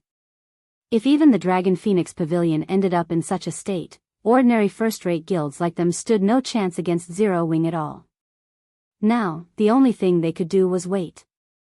Shortly after Shifeng began forging intermediate mana armor kits, Melancholic Smile entered his forging room. Guild leader, many upper managers from first-rate guilds have come to the Candlelight Trading Firm. This time, they wish to meet and have a proper discussion with you. When you will have the time to do so? Melancholic Smile asked softly. They're finally here? Shifeng stopped what he was doing. Revealing a faint smile, he said, let's head over there and take a look, then. Chapter 561, Business. Overwhelming Smile's Guild Residence. Overwhelming Smile's upper echelons currently filled the magnificent meeting room. Every one of them wore depressed expressions. Sitting at the head of the table, Feng Xianyang appeared utterly defeated. Zero Wing's victory over the Dragon Phoenix Pavilion had dealt a psychological blow to every member of Overwhelming Smile. Originally, nobody had believed that Zero Wing could survive the Great War against the Dragon Phoenix Pavilion. Now, however, Zero Wing was like the sun at high noon, and many Overwhelming Smile members in White River City had already considered withdrawing from the guild. Ever since Overwhelming Smile began warring with Zero Wing, massive battles would ensue whenever the guilds met outside the city. Previously, they had maintained a balance against Zero Wing, fighting on equal footing. Now, Zero Wing suppressed them completely. Their morale wasn't the only thing that fell with each consecutive fight, their levels were decreasing rapidly as well. On the other hand, Zero Wing grew more valiant and stronger with every passing fight. Right now, Overwhelming Smile's members no longer dared don their guild's emblem when they left the city, deeply afraid that Zero Wing's members would recognize them. As a result of this depressing situation, many players had begun withdrawing from Overwhelming Smile. Why do I have such bad luck? Back in the day, I had been adamant about joining Overwhelming Smile. If I had known something like this would happen, I would have remained in Zero Wing. At the very least, I would have been a party leader there by now. I know, right? Even being a normal member would be fine, not to mention being a party leader. Many of Overwhelming Smile's members resting in the guild residence chatted among themselves. At this moment, the players that had defected from Zero Wing regretted their decision. It was especially true when they saw the Zero Wing members who had been less skilled when they left that could now defeat them easily. After only half a day, more than 3,000 Overwhelming Smile members in White River City had withdrawn from the guild due to Zero Wing's recruitment. One could just imagine how huge of a blow this was to Overwhelming Smile. However, the most damaging aspect was that more players considered defecting as time passed. Even some of Overwhelming Smile's middle managers began to express such inclinations. Do any of you have any ideas of what we can do about this? Feng Xianyang asked as he swept his gaze around the meeting room. However, none of the upper managers in the room answered Feng Xianyang's question. They remained silent. It was not because they did not wish to answer Feng Xianyang. Rather, they simply did not know what to say. Before this, their guild had recruited players in bulk and had even poached plenty of elite players from Zero Wing. Even now, their guild's member count greatly surpassed Zero Wing. However, when it came to an actual fight, they realized that having the advantage of numbers was of little to no use. Currently, whether it was in terms of levels or equipment, Overwhelming Smile was no match for Zero Wing at all. Even its momentum was significantly slower than Zero Wing's. What could they do in such a situation? Moreover, the war between their guild and Zero Wing was like a bottomless pit. No matter how much money they tossed into that hole each day, they could not fill it. If they continued this fight, they would eventually have to disband the guild altogether. A bunch of rubbish. Why do I even need you here? Feng Xianyang bellowed as he abruptly slammed his hand onto the table. Everyone in the room involuntarily lowered their heads, not daring to utter a single word. This won't do. I can't let things end just like this.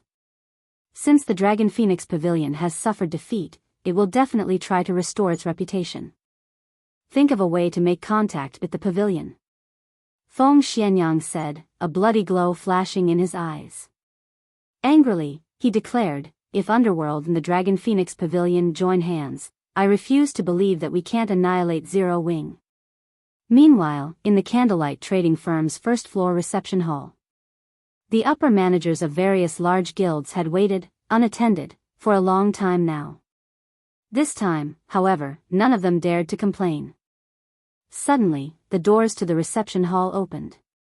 Everyone inside the room turned their gazes towards the entrance, discovering Shifeng's melancholic smile entering the hall leisurely. Immediately, the upper managers of the various large guilds went up to Shifeng and greeted him with friendly expressions on their faces. Their current attitude was completely different from what it had been in the past. I already know what your goal is by coming here. I can indeed sell you some intermediate mana armor kits. However, I have a condition. If you aren't interested in my proposal, then you may just leave, Shifeng said straightforwardly, showing no signs of appreciation everyone's compliments. Ha ha ha. Guild leader Black Flame, please, don't hold back. No one will complain even if you have 10 conditions, much less one. Galaxy Past said, laughing. Right, right. Guild leader Black Flame, tell us what your condition is. As long as it is within our capabilities, we will do it, the branch leader of Emperor's Light followed up. The importance of intermediate mana armor kits to dungeon raids was extraordinary. Currently, although the various large guilds present no longer had many problems raiding 20-man team dungeons, 50-man team dungeons were still forbidden lands for them. Meanwhile, it was precisely because Gentle Snow had managed to obtain a large number of intermediate mana armor kits beforehand that she had gained the confidence to begin raiding a 50-man team dungeon. Ignoring all else, just the level 25 fine gold equipment and set equipment one could obtain already made a 50-man team dungeons quite attractive to guilds. Not to mention, there were also various rare materials, forging designs, and other items. In God's domain, if a guild wished to surpass others, what did they need? Wasn't it equipment? If one likened a 20-man dungeon to a treasure chest, then a 50-man team dungeon was a mountain of treasure. Meanwhile, the intermediate mana armor kit was the key to reaching this treasure mountain. Naturally, the various large guilds present wished to obtain this key. Even if they had to pay a price, they could easily earn it all back from the dungeons. Hence, the various large guilds were very eager to obtain the kits. My condition is very simple. You will purchase each intermediate mana armor kit for 7 gold and 100 magic crystals. This is a reasonable price, right? Shifeng laughed. Players could easily obtain magic crystals from any dungeon. Only, the amount one could obtain varied with each dungeon. A party dungeon would drop very few pieces, while team dungeons would drop a little more. Currently, each magic crystal sold for around 2 or 3 silver. The reason for such a low price was mainly due to the fact that magic crystals had few uses. They were normally only used in alchemy processes. However, as guilds usually kept the magic crystals they obtained in their warehouses, it was not easy to purchase them on the market. Hence, Shifeng intended to trade for them. With a rough calculation, each intermediate mana armor kit would come to a total cost of 10 gold. This price was twice as high as the candlelight trading firm sold them for. Okay. No problem. Ha ha ha. Guild leader Black Flame, I have no issues with this condition. I wonder how many kits guild leader Black Flame is willing to sell. The various guild representatives immediately revealed joyous smiles. None of them had expected for Shifeng to put forward such a cheap request. Currently, although the candlelight trading firm sold the intermediate mana armor kit for 5 gold per kit, on the black market, however, they cost more than 10 gold each. Even then, the demand for the kits still outstripped the supply. Now, they could buy the kits directly for 10 gold each. Immediately, the upper managers of the various large guilds began voicing their requested volume. I want 120 kits. I want 300 kits. I want 150. Every one of these upper managers could not help but wish they could empty the candlelight trading firm's stock of intermediate mana armor kits. Among them, the Star Alliance was the richest, with Galaxy Past purchasing 500 kits in one go. However, Shifeng did not possess that many kits on hand at all. Hence, he had everyone sign a contract with him, requiring the pay up front. With the system bearing witness to the contract, no one worried about any potential issues. Over 100 guilds willingly handed over the money they owed. As for the magic crystals, they had already sent their subordinates to ship the crystals over. In just a short moment, Shifeng had earned over 30,000 gold. Of course, this profit did not come without a price. Shifeng was required to deliver the intermediate mana armor kits he owed within 5 days. Chapter 562, Divine Colosseum. After the upper managers of the various large guilds left the reception hall in high spirits, Melancholic Smile could no longer hold back as she asked, Guild leader, will it really be alright to sell so many intermediate mana armor kits to these guilds? It would have been fine if it were the basic strengthened armor kits. After all, the forging design for this item could be obtained through various means, so other forgers could produce them as well. However, the intermediate mana armor kit was different. Shifeng was the only person who could forge them, so the item's production was extremely limited. Moreover, they had only initially sold the intermediate mana armor kits with the intention of attracting business to the candlelight trading firm. Now that the candlelight trading firm's business has begun to take shape, there was no need to use the intermediate mana armor kits to attract more customers. By selling so many intermediate mana armor kits to other guilds, it would only serve to strengthen these guilds. This would just cause Zero Wing more trouble. Since we are a trading firm, why shouldn't we do business when the opportunity presents itself? Shifeng laughed. Not to mention, I've already made a huge profit. I should at least allow others to pick up some scraps, right? Huge profit? Melancholic Smile was confused. If we sell the same amount of kits through the black market secretly, we will make more than what we just did. However, my goal isn't just to earn coins, but also magic crystals. Shifeng explained, currently, there are few uses for magic crystals. Moreover, they can only be obtained from dungeons. However, the various large guilds normally keep the magic crystals they obtained for themselves. So, if we had to point out who possesses the most magic crystals, it would have to be these large guilds. But the candlelight trading firm also has plenty of magic crystals. We even have an entire warehouse full of them right now. We have more than what we can use. Melancholic Smile grew even more confused. Have you forgotten the simulation device in the special forging rooms? Shifeng laughed. Immediately, Melancholic Smile's eyes glowed as she came to a realization. If one wished to use the simulation device, they needed to expend magic crystals. Meanwhile, the amount of magic crystals required varied depending on the materials simulated. The more precious a material was, the more mana crystals were required. A simulation device could allow a lifestyle player to familiarize themselves with the production flow of an item swiftly, significantly increasing their success rate and production speed when it came to the real deal.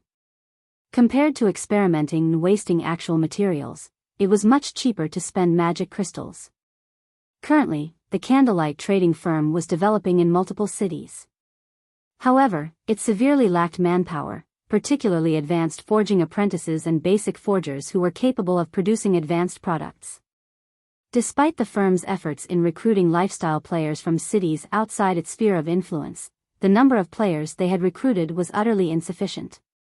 Currently, player demand for advanced products was growing exponentially.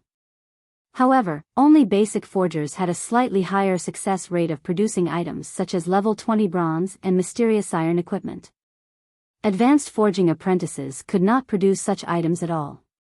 As a result, the other trading firms throughout the entire God's domain were also desperately recruiting and poaching basic forgers. Unfortunately, becoming a true forger was easier said than done. If one wanted to nurture a group of basic forgers, the money required to do so could bankrupt an ordinary small guild. If the candlelight trading firm wished to quickly nurture a batch of advanced forging apprentices and basic forgers, utilizing the simulation device in the special forging rooms would be the cheapest way to do so. Only, the amount of magic crystals required to sustain the simulation device for so many people would be astounding. Considering the situation again, Melancholic Smile found that the amount of magic crystals the firm had stored away was indeed insufficient. Alright, in a moment, go and receive the magic crystals that those guilds have sent. I've also removed the restriction on the previously reserved special forging room. You can allow players with strong potential to train there. Saying so, Shifeng removed the restriction on the special forging room. Right, you should also purchase some magic crystals from time to time. However, make sure not to attract too much attention when doing so lest people start hiking up the prices. Guild leader, rest assured, I will send people to purchase them from other cities discreetly. I won't let others find out about this. Melancholic Smile nodded, smiling brightly. This was not the first time she had to do such a thing. Melancholic Smile then departed from the reception hall. I can only lie to her like this for now.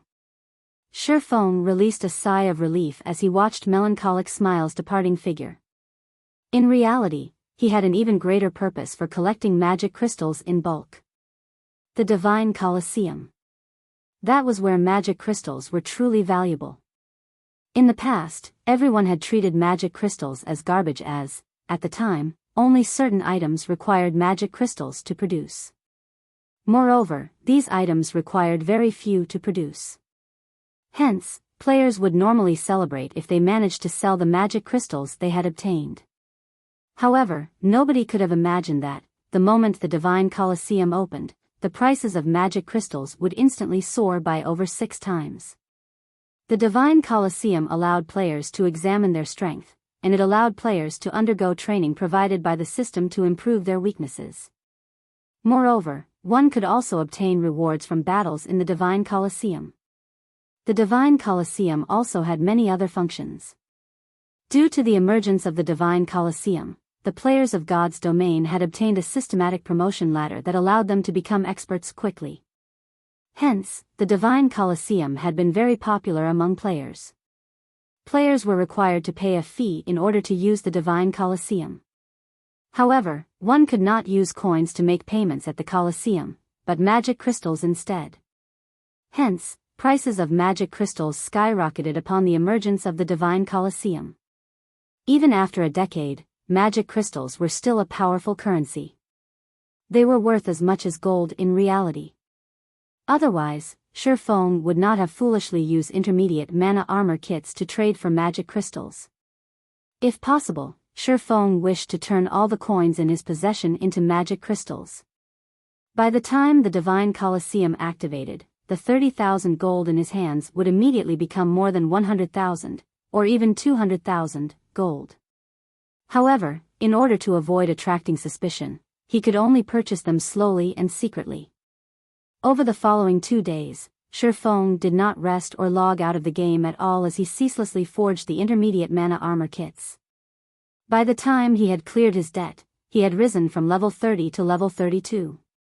He had actually managed to level up twice in 2 days. Moreover, this was after he had reached level 30. If it were anyone else, they would not be able to rise by 2 levels even after grinding for a whole week. Meanwhile, Shifeng's forging proficiency had also risen to intermediate forger. During this period, both Zero Wing and the candlelight trading firm developed rapidly. It was especially true for Zero Wing. The guild's member count had finally broken past the 100,000 threshold, and it could finally be considered a large guild in the truest sense. On the candlelight trading firm's side, thanks to the simulation device, the firm had successfully nurtured several additional basic forgers during these past 2 days. As for the other guilds, they had also begun their competition over 50-man team dungeons. However, the thing that surprised everyone was that Overwhelming Smile had taken the lead, becoming the first guild to defeat the first boss in a 50-man hard mode team dungeon. As for Zero Wing, Aqua Rose's team had only been the second to defeat the first boss after relying on their superior equipment. The perceived failure had disheartened Aqua Rose. Shifeng was not surprised at all. Overwhelming Smile had the aid of War Wolf, as well as several other true experts. In terms of the number of top-tier experts, Overwhelming Smile was far above Zero Wing. Moreover, 50-man team dungeons relied more on a player's combat techniques than equipment. It was only natural for Aqua Rose's team to lose. It should be about time to turn in the quest. Shifeng looked at the coins that filled his pockets. He could not help but look forward to the quest reward given by the Starstreak trading firm. As one part of an epic quest, it had been extremely difficult. If he had not possessed the advanced book of magic, it would have been impossible for him to complete this phase of the quest. Chapter 563, Epic Treasure Chest. Just as Shifeng finished tidying up the intermediate mana armor kits he had forged and was about to head towards the Starstreak trading firm to complete his quest, Melancholic Smile suddenly rushed into the room, obviously agitated. Why the hurry? Did something big happen? Shifeng could not help but ask. People from the Dragon Phoenix Pavilion are here. Melancholic Smile hurriedly said, they say they must meet with you. Moreover, they wish to hand you an item personally. They say that this item will be a huge help to you, and if you do not take a look at it, you will regret it in the future. Regret it, huh? Shifeng laughed. This Dragon Phoenix Pavilion truly is interesting. I've just defeated them, and already, they're sending gifts? Let's go see what they're up to, then. The Dragon Phoenix Pavilion was a super first-rate guild. Although it had suffered massive losses in its war against Zero Wing, with the pavilion's background, it should have already recovered most of its losses. As for the possibility of the pavilion starting another war with Zero Wing, that was highly unlikely. Hence, the fact that someone from the pavilion had come looking for him confused Shifeng. He had no idea of what the pavilion was up to. After entering the reception room, Shifeng noticed that the pavilion had only sent one person to meet with him this time. However, the moment Shifeng saw this person, he was immediately shocked. Why is she here? Shifeng looked at the girl, who approached him slowly, the scene of many legendary wars that occurred in his previous life surfacing in his mind. This woman was none other than the protagonist of those legendary wars, Phoenix Rain. The Dragon Phoenix Pavilion was split into 2 pavilions. One was the Heavenly Dragon Pavilion, while the other was the Phoenix Pavilion. Of the 2, 9 Dragons Emperor controlled the Heavenly Dragon Pavilion, while Phoenix Rain managed the Phoenix Pavilion. Although 9 Dragons Emperor looked quite young, he had merely managed to retain his youth due to the technology of this era and exercise. In reality, 9 Dragons Emperor's real age had long since passed 35. Even so, the fact that 9 Dragons Emperor had been able to become the pavilion master of a super first-rate guild at the age of 35 showed that he was a promising talent. However, Phoenix Rain was even more amazing. Despite still being in her early 20s, she had already become the pavilion master of the Phoenix Pavilion. In the past, her deeds in the virtual gaming world had been legendary. As a result, the time when Phoenix Rain had reigned over the Phoenix Pavilion had been hailed as the pavilion's golden age. During that time, the Dragon Phoenix Pavilion had rapidly grown stronger. At present, Phoenix Rain was the reason that everyone considered the Dragon Phoenix Pavilion as a guild that was closest to becoming a super guild. Even the extraordinarily mysterious Great Pavilion Master of the Dragon Phoenix Pavilion was willing to allow Phoenix Rain to succeed him, becoming the Great Pavilion Master. Currently, Phoenix Rain wore a bright red mage's robe, the robe showcasing her exquisite figure. Every one of her actions carried an air of bewitchment, causing others to submit voluntarily. Hello, Guild Leader Black Flame. This young woman is known as Phoenix Rain, the Phoenix Pavilion Master of the Dragon Phoenix Pavilion. Phoenix Rain beamed a flourishing smile at Shifeng. This smile alone had captivated Melancholic Smile, who stood beside Shifeng. As for Shifeng himself, however, other than his initial surprise at seeing Phoenix Rain, he did not react even in the slightest to the woman's mesmerizing smile. Seeing Shifeng's reaction, Phoenix Rain's smile became more pleasant as she said, "Guild Leader Black Flame, let's have a seat and chat properly, shall we?" Shifeng nodded, his mind very calm.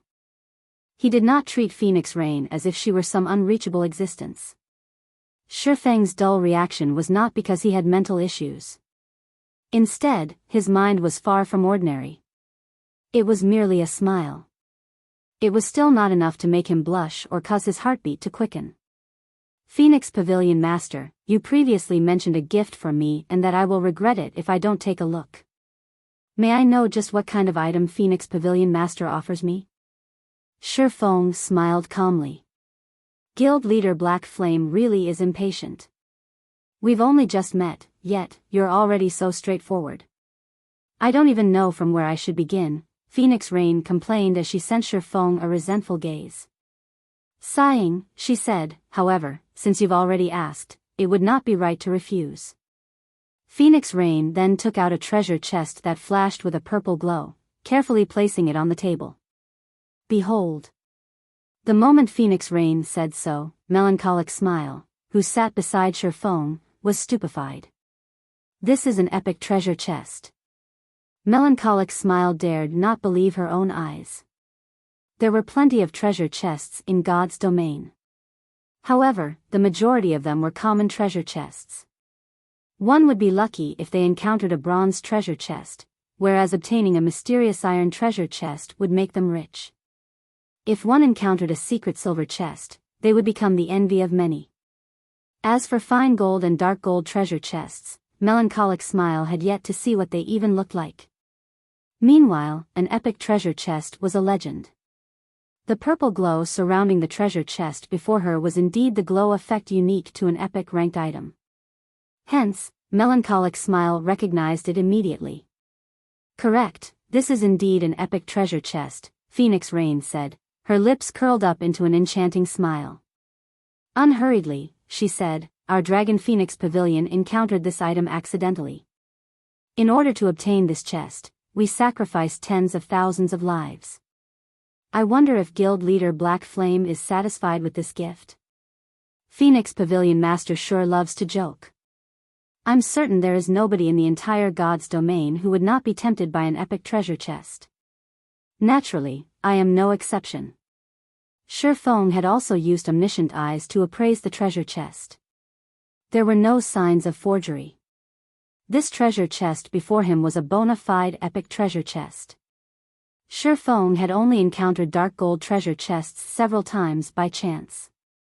As for an epic treasure chest, this was also Shifeng's first time encountering one in this life and his past. In the past, Shifeng had never even heard of any news of epic treasure chests. That's right. He had not received even the slightest bit of information regarding epic treasure chests. Shifeng had even doubted that epic treasure chests existed in God's domain.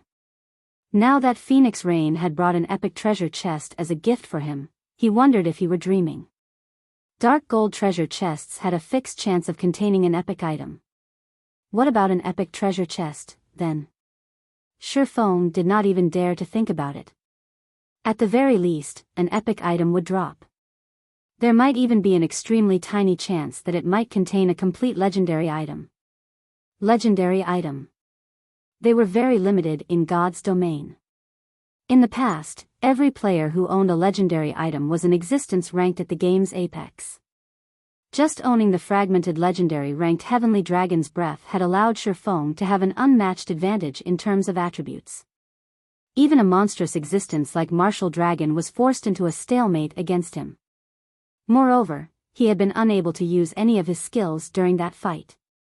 If his skills weren't sealed, he could definitely beat the living daylights out of Martial Dragon if he activated Dragon's power.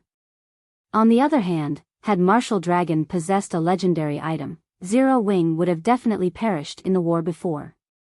I'm glad that it has attracted your attention. Initially, I was worried that guild leader Black Flame will not be satisfied with this. Phoenix Rain revealed an expression of relief. She looked nothing like a legend. Phoenix Pavilion Master, just tell me what you want. I don't believe that anyone would gift me an epic treasure chest for no good reason, Shifeng asked after calming down. Ha ha ha. Guild leader Black Flame is indeed smart. There are no free lunches in this world. What I need guild leader Black Flame's help with is simple. I would not ask you to do something that will displease you. Moreover, this matter offers no harm, only benefits, Phoenix Rain laughed. However, I will require you to sign a contract before I can tell you. Otherwise, we will have to forget about this altogether. Only, it would be a pity for this epic treasure chest. Shifeng fell silent. He could not understand just what Phoenix Rain was trying to do.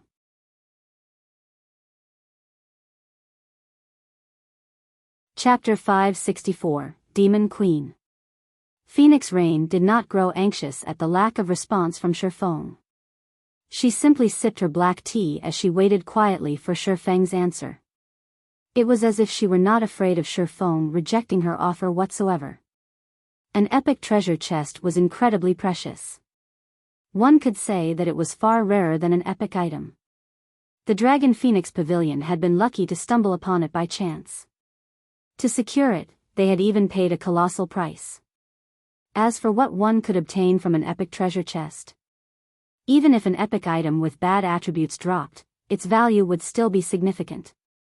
There was no need to mention how much the chest would benefit a guild if it contained something even better than an epic item. Just using it as a gimmick would allow a guild's reputation to soar, not to mention letting an expert equip it and enter a dungeon. As there was a limited number of players allowed to enter a dungeon at a single time, the quality of players entering a dungeon would significantly impact the rating progression. If a guild allowed one of its experts to equip an epic item, the total damage of any team said expert joined would instantly rise to a whole new level.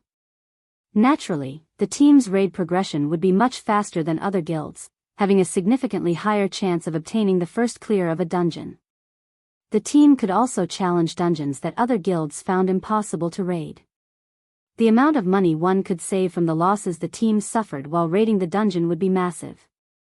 No guild with any ambition would let this golden opportunity slip through their fingers, much less the extraordinarily ambitious Zero Wing. Can Phoenix Pavilion Master tell me the method to open this epic treasure chest? Shifeng asked after pondering for some time. Although it was his first time seeing an epic treasure chest, he had not forgotten the treasure chest's traits due to his excitement. In God's domain, the higher ranked a treasure chest was, the more difficult it would be to open. Although Shifeng had no idea how stringent the conditions were to open an epic treasure chest, he knew that even a dark gold treasure chest required a key. It was impossible that an epic treasure chest would have no requirements. The moment Shifeng asked this question, Phoenix Rain could not help but carefully reevaluate her opinion of Shifeng. I did not expect guild leader Black Flame to remain so calm despite seeing an epic treasure chest. It would seem that Nine Dragons Emperor did not lose without reason, Phoenix Rain praised. Any ordinary person's first reaction when seeing a treasure chest would be to claim it for themselves. Even the guild leader of a first-rate guild, someone who had undergone the tempering of many storms, would grow excited should they encounter an epic treasure chest. It was simply impossible to stay calm. After all, the potential benefits one could gain from an epic treasure chest were almost limitless, so much so that it could be the turning point of a guild. Hence, how could anyone possibly stay calm when an epic treasure chest was within their reach? Yet, Shi Feng had not forgotten the fact that there was no such thing as a free lunch in this world. Indeed, just as guild leader Black Flame has surmised, there is a condition to open this epic treasure chest.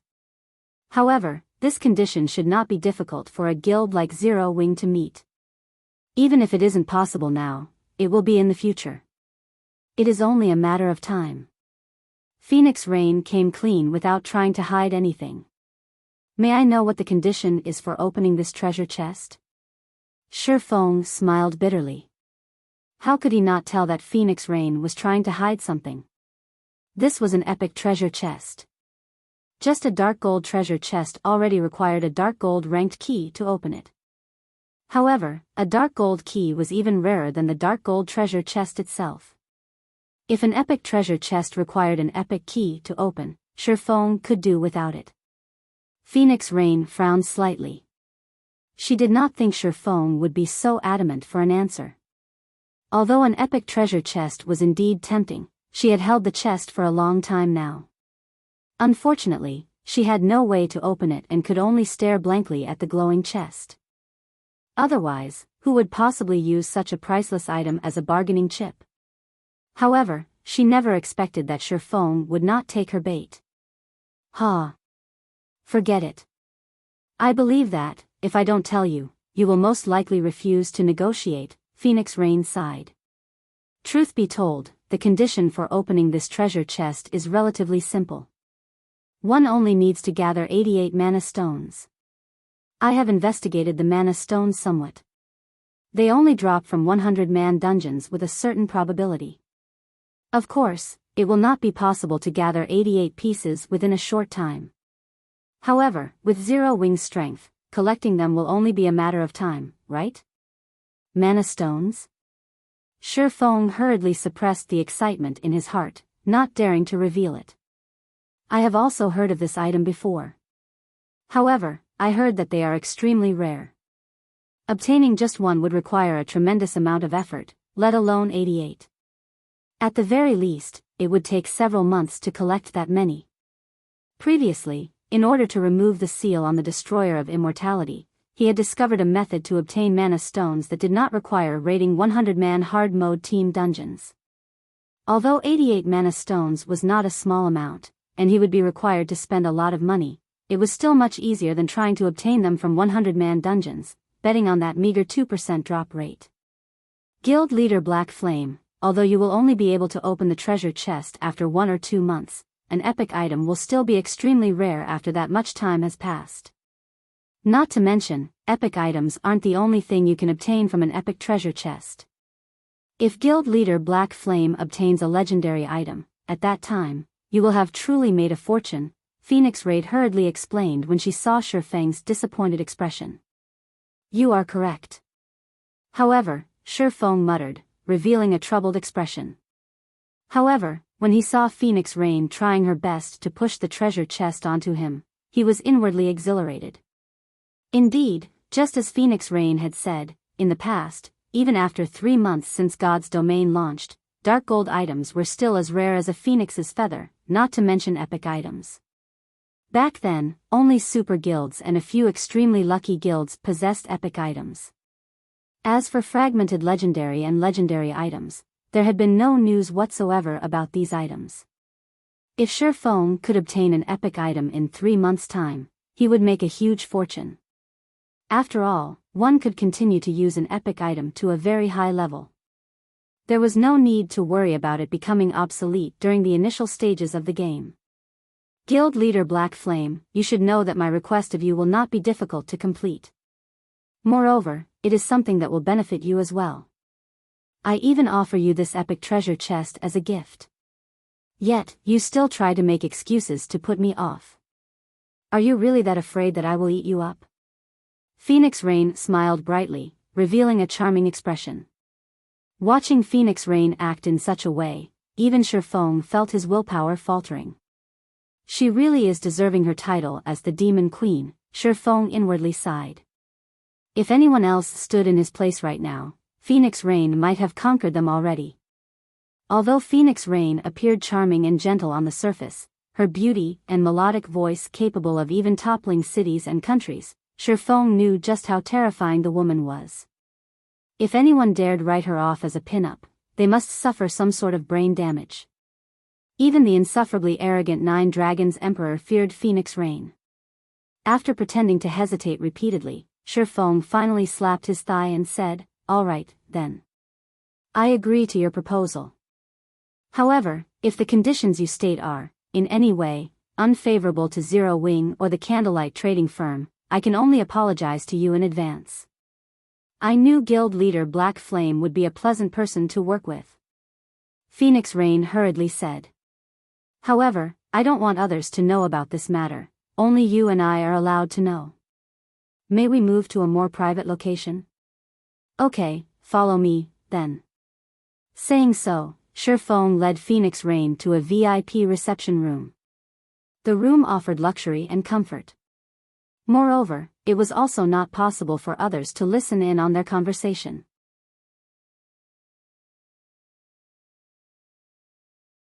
Chapter 565, The Offer. The VIP reception room on the second floor was like an entirely different world. The rich fragrance of flowers and the chirping of birds filled the room. One could also see green mountains and blue creeks in the distance. The space inside this room looked just like the garden in paradise. As expected of a 2-star shop. It actually offers such an impressive location, Phoenix Rain expressed her admiration as she surveyed her surroundings. If Phoenix Pavilion Master likes it, you can easily obtain one for yourself. Although a 1-star shop has less space and available environments to choose from, this garden environment is also available in a 1-star shop, Shifeng laughed. God's domain was not considered a different world without reason. While nearly everything that could be found in the real world existed in God's domain, things that did not exist in the real world could also be found here. In God's domain, the available activities were not limited to just killing monsters and leveling up. They could also enjoy a leisurely life here. However, the extremely realistic sensations that God's domain offered was not its most attractive aspect.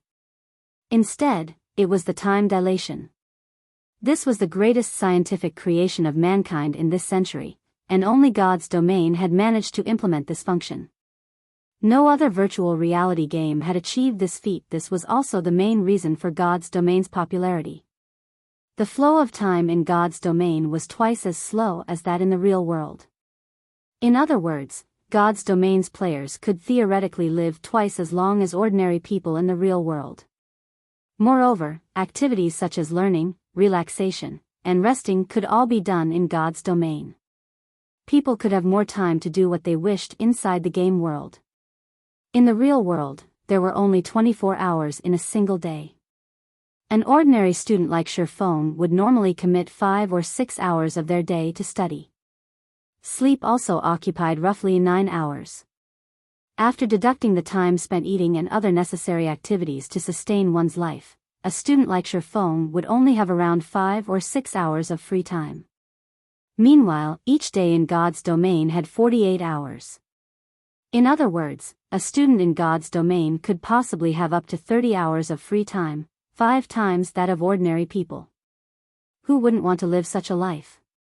Not to mention, the main God system was constantly expanding the world of God's domain, allowing this virtual world to become more realistic, interesting, and mysterious. Who wouldn't be tempted by something like this? Guild leader Black Flame must be joking. Although I really wish to obtain a house like this for myself, unfortunately, ordinary shops are no good. Such an environment is only available in luxury shops. Meanwhile, constructing a luxury shop requires 1,000 gold. I already wish I could spend 1,000 gold as if it were 2,000, so where would I possibly find so much money laying around to construct a luxury shop? Phoenix Rain shook her head, a hint of disappointment flashing in her eyes as she surveyed the room's elegance. Even large guilds had their own troubles to face. A small guild had few members, so it was relatively easy to manage. Thus, the guild required less money to sustain it. On the other hand, it was extremely complex to manage a large guild that had a large number of members. A super first-rate guild like the Dragon Phoenix Pavilion was even more frightening. There were many aspects that required money. It was especially true during the initial stages of the game. It was like investing into a bottomless pit. Fortunately, guild residences allowed the pavilion to earn some money through guild quests. In addition, the trading firms and the raiding teams that had already taken shape had also begun to profit the pavilion, allowing them to invest less as a result. However, in terms of extravagance, no one throughout all of God's domain could compete with the Candlelight trading firm. Phoenix Pavilion Master, nobody will be able to listen in on our conversation here. You should be able to state your condition now, right? Although Phoenix Rain had presented herself weak all this time, Shifeng refused to believe that the woman was as simple as she made herself out to be. For just one simple condition, she had personally run all the way from the Black Dragon Empire to White River City and had even gifted him an epic treasure chest. Before I reveal it, I hope that you will first sign this confidentiality contract, Phoenix Rain said. She then revealed a contract that she had prepared, placing it on the table. Quite seriously, she said, it is not that I do not believe guild leader Black Flame, but this matter is simply too important to take risks. If a third party discovered this situation, it would not benefit either of us. Shifeng picked up the contract and gave it a careful read. Indeed, it was a very common confidentiality contract. Under the surveillance of the main god system, it was impossible to reveal any secrets covered by a confidentiality contract in the game. Of course, the main god system could not control any leaks in the real world. Aren't you afraid that I will reveal it outside of God's domain? Shifeng asked. I believe that guild leader Black Flame is an intelligent person, so please don't ask such a foolish question, Phoenix Rain said, her hand covering her mouth as she chuckled softly. It was just a joke. Shifeng then signed the contract. The moment Shifeng finished his signature, the notification sound of the system immediately rang by his ears. System, contract established. If either party violates the contract, the violator will be banished from God's domain. Although the system's female voice sounded crisp and pleasing, its words would give anyone goosebumps. Banished from God's domain. Moreover, there was only one condition. Any player who wished to live in God's domain would not dare violate this condition. After hearing the system notification, Phoenix Rain smiled at Shifeng as she said, in reality, my condition is very simple. I just wish to obtain a portion of the Candlelight trading firm's shares, but in my own name, not the Phoenix Pavilions and, even more so, not the Dragon Phoenix Pavilions. Of course, I will provide even more benefits. The simplest would be land for shops. You should know that reputation is required to purchase a good plot of land in every city. Although one can obtain it through sub-sales, the strategic plots of land in every city are not something an ordinary guild can obtain easily. Currently, Zero Wing might have secured the best plots of land available in Star Moon Kingdom's two largest cities. What about the important cities in other countries? If the Candlelight trading firm is to grow, it will require a larger market. I am sure that you will not be satisfied with just ruling over these two cities, right? I can provide this convenience. I can allow the Candlelight trading firm to obtain the valuable plots of land available in the main cities of many kingdoms and empires. In addition, I also have plenty of connections that can enable you to obtain raw materials cheaply, as well as provide you with the forging designs and recipes obtainable from dungeons. You won't have to worry about collecting and purchasing these things yourself. Of course, this matter will be carried out discreetly. I will not reveal my involvement.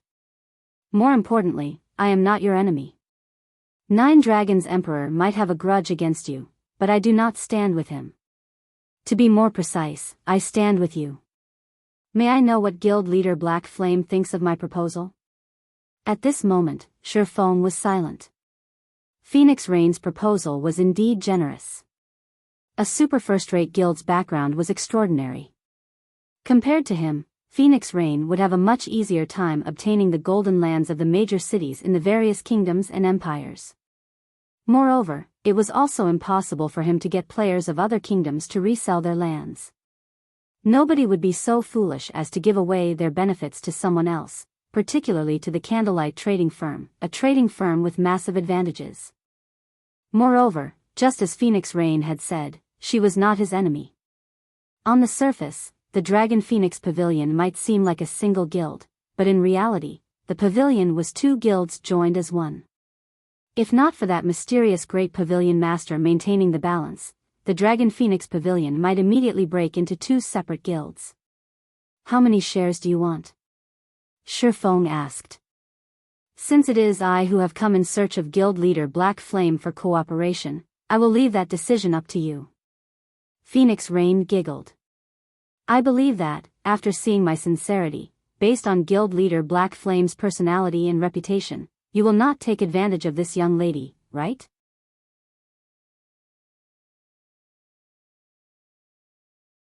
Chapter 566, Epic Treasure Chest Secured.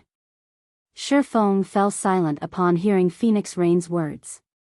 Negotiations were normal when one sought cooperation, and people would normally strive to obtain the greatest benefits for themselves. This might seem like a smart move, but contrary to popular belief, it placed one at a disadvantage. As neither side knew the other party's bottom line, the one to make the first offer would reveal their bottom line to their opponent. Moreover, after Phoenix Rain had said as much, how could he possibly take advantage of her? Even after a long moment, Shifeng did not answer. However, Phoenix Rain was not anxious in the slightest. On the contrary, she leisurely admired the scenery. 20%. What do you think?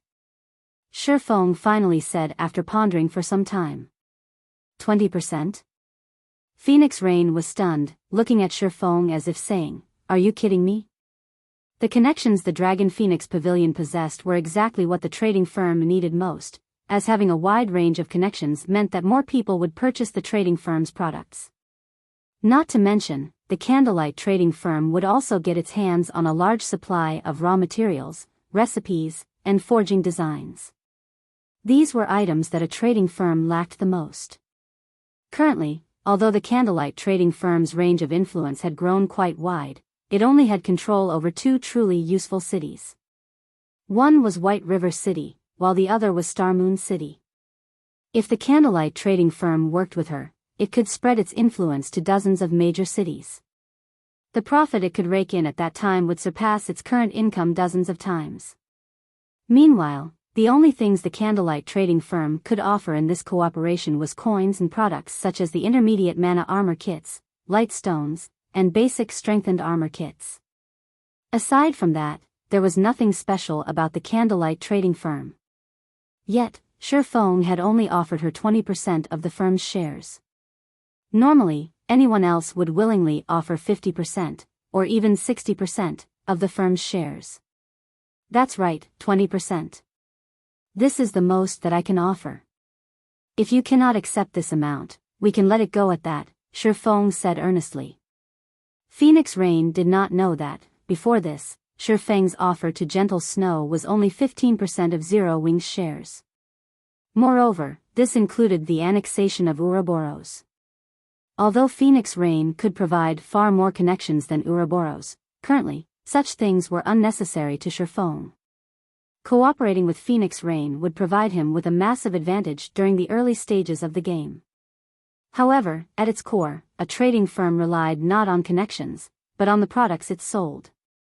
To become iron, the metal itself must be strong. Take the overwhelming trading firm for example.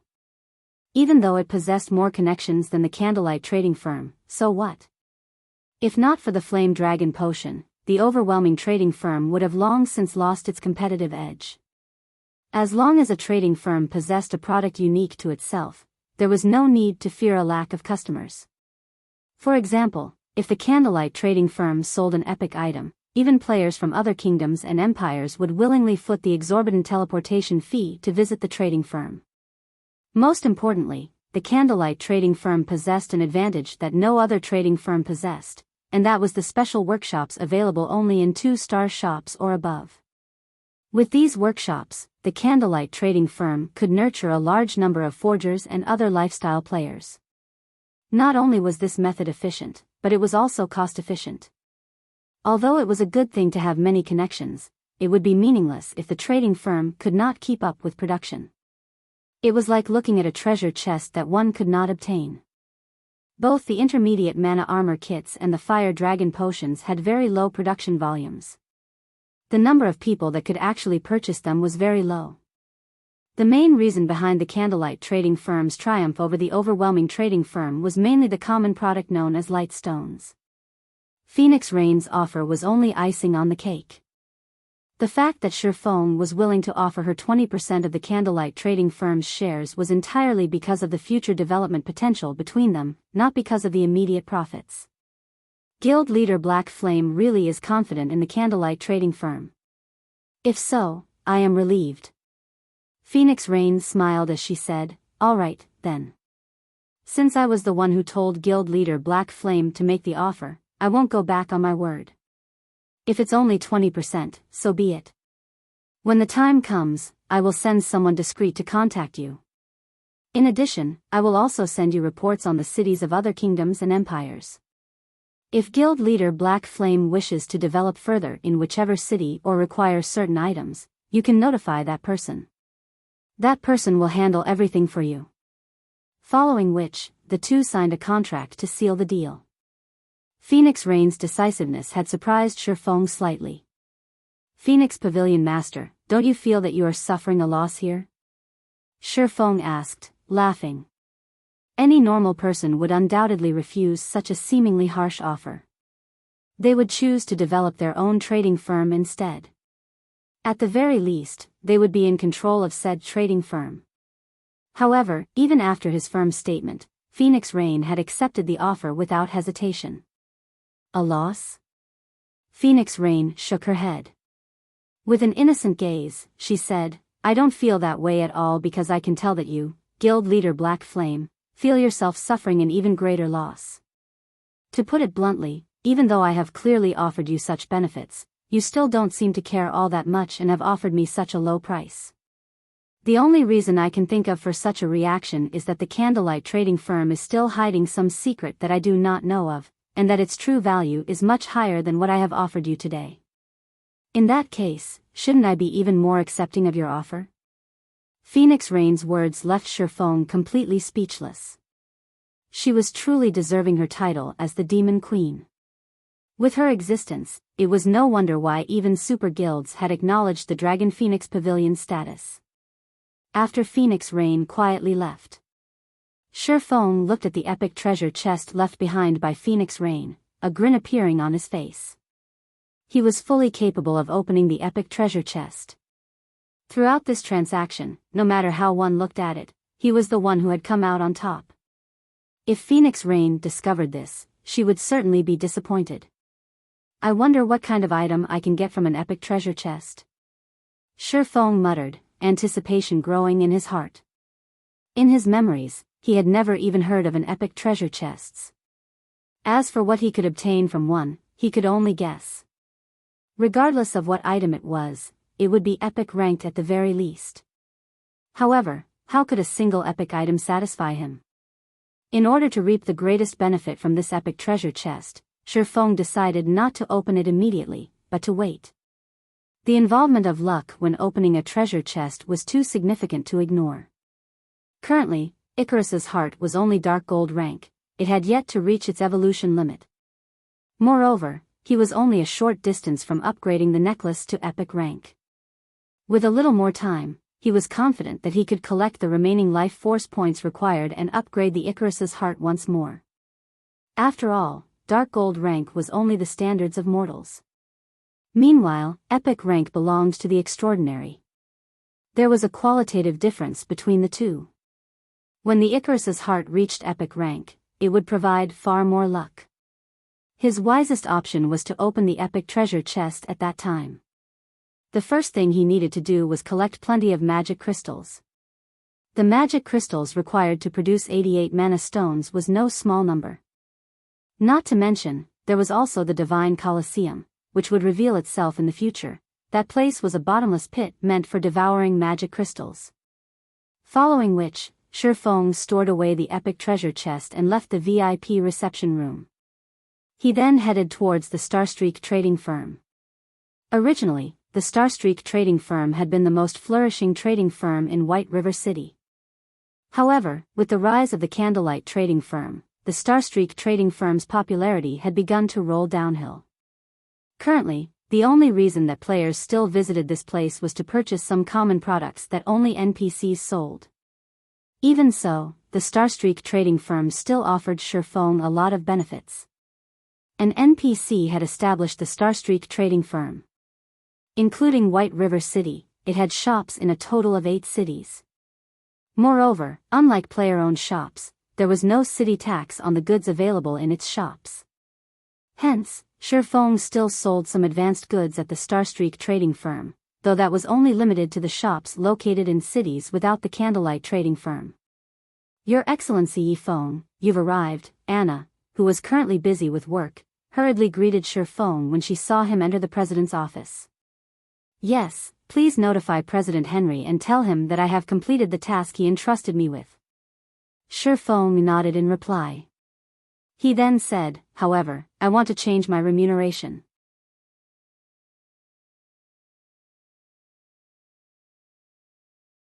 Chapter 567, Give or Take.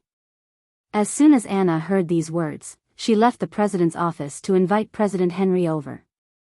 After watching Anna leave, Shifeng examined the documents on the table. These documents were the business listings of the Starstreak trading firm's purchases, shipments, and other such dealings. However, all of these dealings had been organized by Anna herself. Anna was an NPC who possessed 91 intelligence. Such NPCs were extremely rare in God's domain. If she became a guard, her potential would be nearly limitless. Hence, Shifeng wished to negotiate with Henry. The quests that NPCs commissioned were not without room for change. It only depended on whether or not the player involved possessed the strength to make such changes. Previously, the reward they had agreed upon was a Tier 4 magic scroll that would allow him to reach the Dark Den easily and obtain the Bible of Darkness. However, Shifeng felt that something was amiss. No matter how one looked at it, the task of managing the Starstreak trading firm was one part of an epic quest. The reward for completing it should not be limited to just the tool required to proceed to the next phase. If it were so, what's the difference between obtaining a reward and not obtaining one? Thus, Shifeng felt that he could fight for more as there might be some mysteries hidden within. It was especially true for the assistant, Anna. After the battle with the Dragon Phoenix Pavilion, the various large guilds in God's domain had begun thinking of ways to obtain powerful NPC guards. However, how could powerful guards possibly be that easy to find? Take Anna for example. She was an extremely powerful guard. However, who would possibly believe that a weak and delicate young lady like her could become a guard with vast potential? If Shifeng had not accidentally looked at Anna's attributes, he, too, would not have realized that she was so capable. If he allowed Anna to become an adventurer, with her intelligence, she could reach astonishing heights. Although she would not be as powerful as Kite, she might still become a fine gold-ranked guard. Dark gold-ranked guards were legends in God's domain. Based on Shifeng's understanding, only a few people had managed to recruit dark gold-ranked guards in the past. The guards owned by the majority of the players in the game were bronze or mysterious iron rank. Even finding a secret silver-ranked guard was considered lucky, not to mention fine gold rank. Although a fine gold-ranked guard was not invincible against enemies of the same tier and level, it was still significantly stronger than monsters of the same tier. Fighting players of the same tier and level would be even easier.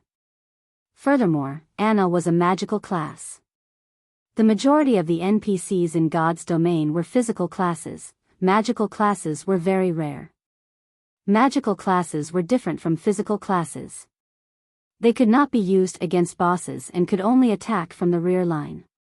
To a guild, however, a magical class's value far surpassed a physical class. Magical class NPCs knew plenty of AoE spells and possessed strategic level large-scale destruction spells. In a guild war or against field bosses, these NPCs were frightening existences. Hence, the various large guilds would usually prioritize magical class NPCs as their personal guards. Because of this, on the market, the value of a bronze-ranked magical guard could rival even that of a mysterious iron-ranked physical guard. If Anna were a fine gold-ranked magical guard, she would be no less valuable than Kite. No matter what, I must obtain Anna. Shifeng grew excited just thinking about it. As a viscount, he only had 2 slots for personal guards. If he could fill those slots with a dark gold-ranked physical guard and a fine gold-ranked magical guard. A combination like that would have scared people to death in his past life. With the presence of these 2 personal guards, defeating a field boss of the same tier would be an effortless task. After Shifeng had waited in the magnificent and grand president's office for some time, the dignified and elegant President Henry entered the room. However, behind President Henry was a level 180 tier 3 berserker. Shifeng could not help but frown slightly. Whether it was among players or NPCs, a tier 3 class was considered a big shot. In White River City, such an NPC would be at the same level as an overlord. Although the Starstreak trading firm was one of White River City's top trading firms, it definitely could not afford to hire a level 180 Berserker King as a guard. Your Excellency Yifeng, you have truly surprised me. I did not expect that you would actually complete this quest so quickly. Henry chuckled. Here, allow me to introduce you. This man beside me is the Berserker King Schneider. He is an expert our trading firm has invited from Star Moon City to annihilate the Black Scorpion Corps. Greetings, Your Majesty Schneider, I am Yifeng, an adventurer, Shifeng introduced himself. In response, however, Schneider only glanced at Shifeng without saying a word. He showed no signs of being interested in Shifeng's acquaintance. However, Shifeng was not bothered by Schneider's reaction. In truth, NPCs in God's domain were largely similar to real humans. A Tier 3 Berserker King NPC like Schneider was considered a powerful force in a city like White River City. On the other hand, Shifeng was only a Tier 1 player. In Schneider's eyes, he was no different than an ant. Humans would not speak to ants. Schneider's attitude towards Shifeng was normal.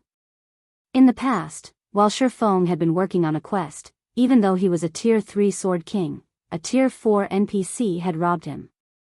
One could say that Shifeng had long since grown accustomed to such behavior. Of course, if Shifeng were currently a Tier 3 player, Schneider would not be treating him so coldly. In the past virtual reality games, NPCs had always felt distant, detached.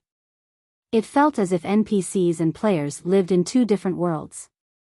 However, the NPCs of God's domain were different, they were extremely lifelike. If a player treated these NPCs as stupid and useless objects, then these NPCs would grant said player the full experience of passing through hell. May I know what Your Excellency wishes to discuss with me? Henry asked, not paying any heed to Shifeng and Schneider's exchange. I want to make a deal with you, Shifeng stated. Laughing, he continued, while I have been responsible for managing the Starstreak trading firm, Anna has helped me significantly. It was only because of her that I have lived up to your expectations and reached the goal of earning 30,000 gold. Hence, I now wish to recruit Miss Anna as my personal assistant. Naturally, I am willing to pay the appropriate price. Aside from the 30,000 gold you have requested, I am willing to offer an additional 3,000 gold. May I know what you think of this offer? Anna, who stood beside Shifeng, was stunned, her delicate mouth parting as she stared at Shifeng in disbelief. The advanced NPCs working at the trading firm only made a monthly salary of several gold. Yet, Shifeng had offered 3,000 gold to poach her. Anna wasn't the only person who was shocked. Even Schneider, who had paid Shifeng no mind, was awestruck. As a Tier 3 Berserker King, he had only been offered 1,000 gold to deal with the Black Scorpion Corps. That was enough to allow him to purchase an epic item to increase his strength. Naturally, if he could recover the Starstreak trading firm's stolen merchandise, he could earn a bonus. Even then, however, he would not earn as much as 3,000 gold.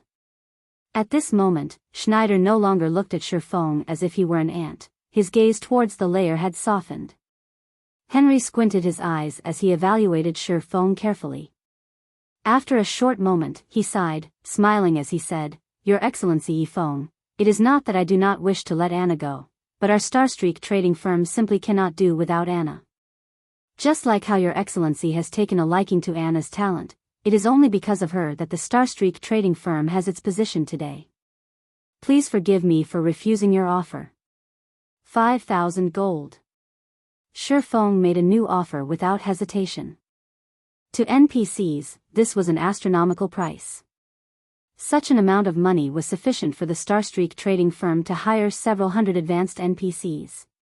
"This won't do. As you can see, Anna is responsible for so much daily profit. For the sake of the trading firm, I am afraid I cannot accept your offer," Henry said, his expression revealing his struggle. Merchants were all about profits.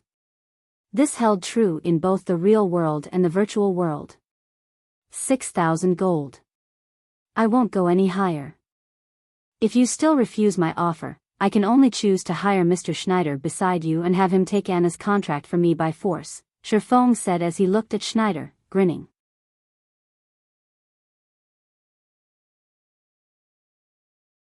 Chapter 568, Epic Ranked Tool. The moment Shifeng said these words, Schneider's eyes suddenly glowed. It was obvious that the Berserker King was tempted.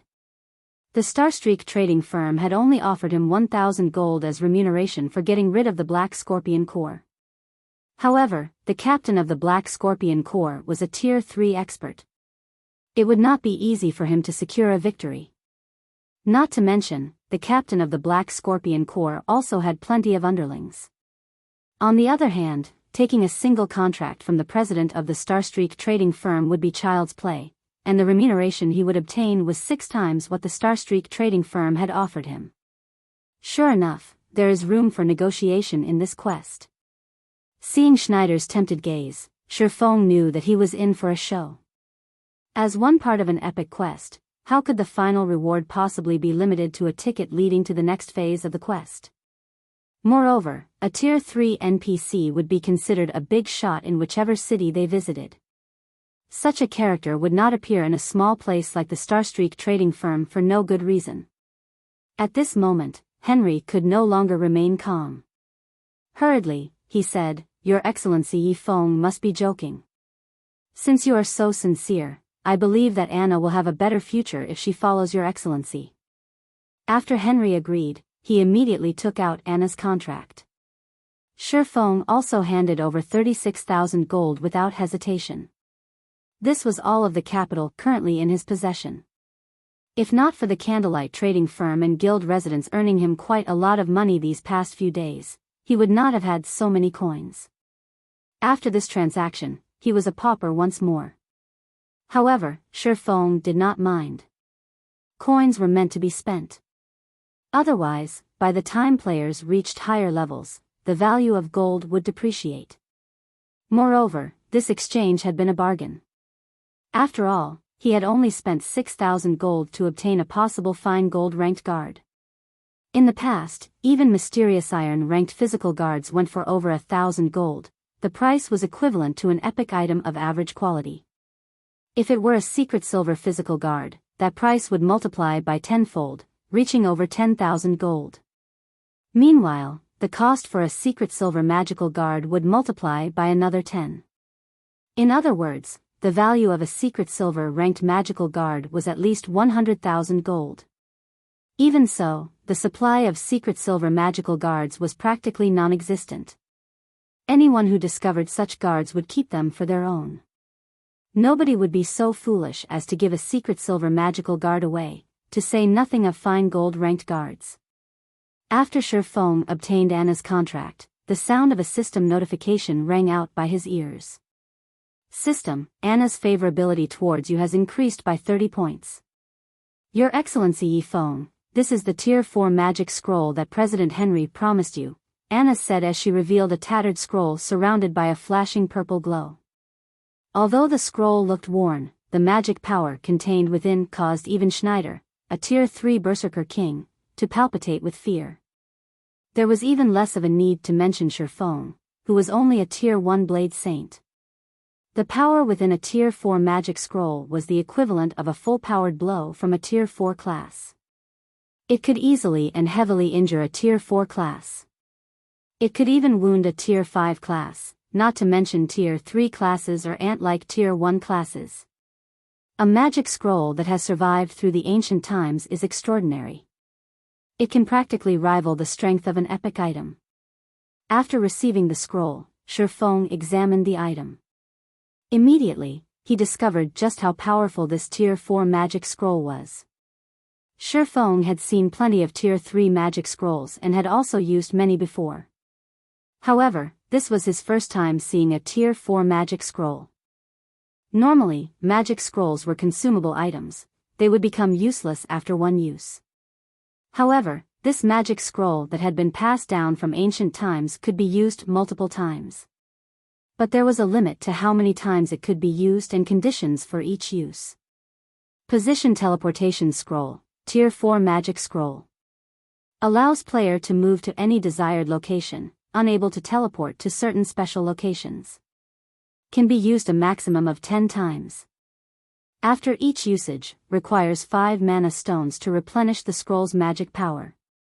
Cooldown, 3 days. Current uses 0/10.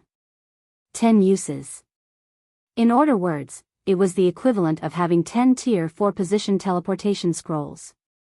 This magic scroll was even more valuable than an ordinary epic item. With this scroll, I can access areas that can't be reached with my current level. Shifeng stored the position teleportation scroll with a satisfied expression, overjoyed. As a reincarnator, he knew many secret locations throughout God's domain. Only, he could not reach those locations due to the limitations of his current level. However, with this position teleportation scroll, he could easily travel to those secret areas that hid boundless treasures. God's domain was massive. The higher level a map was, the fewer teleportation magic arrays it would have. As for locations with bountiful opportunities and treasures, there were practically no teleportation arrays there. Players had to rely on their own 2 feet to reach these maps. God's domain's hidden maps were an example. The system map would not display these areas, and players had to uncover these secrets on their own. Every secret location was a huge treasure trove. It was the equivalent of a large field dungeon. A guild could raise its strength swiftly in these maps. Hence, scrambles over such secret locations had frequently happened in Shifeng's previous life. There were also many guilds that had risen to prominence due to these secret locations. However, it was not easy to travel to a secret location as one would encounter many dangers on their journey. Even an elite team had a high chance of facing complete annihilation, not to mention ordinary players. Only when players exceeded the level of these maps could they adventure to some low-level treasured lands. Meanwhile, with the position teleportation scroll, Shifeng could teleport directly to his target. Although he would still face plenty of danger after arriving, he would face significantly less than he would by traveling there on foot.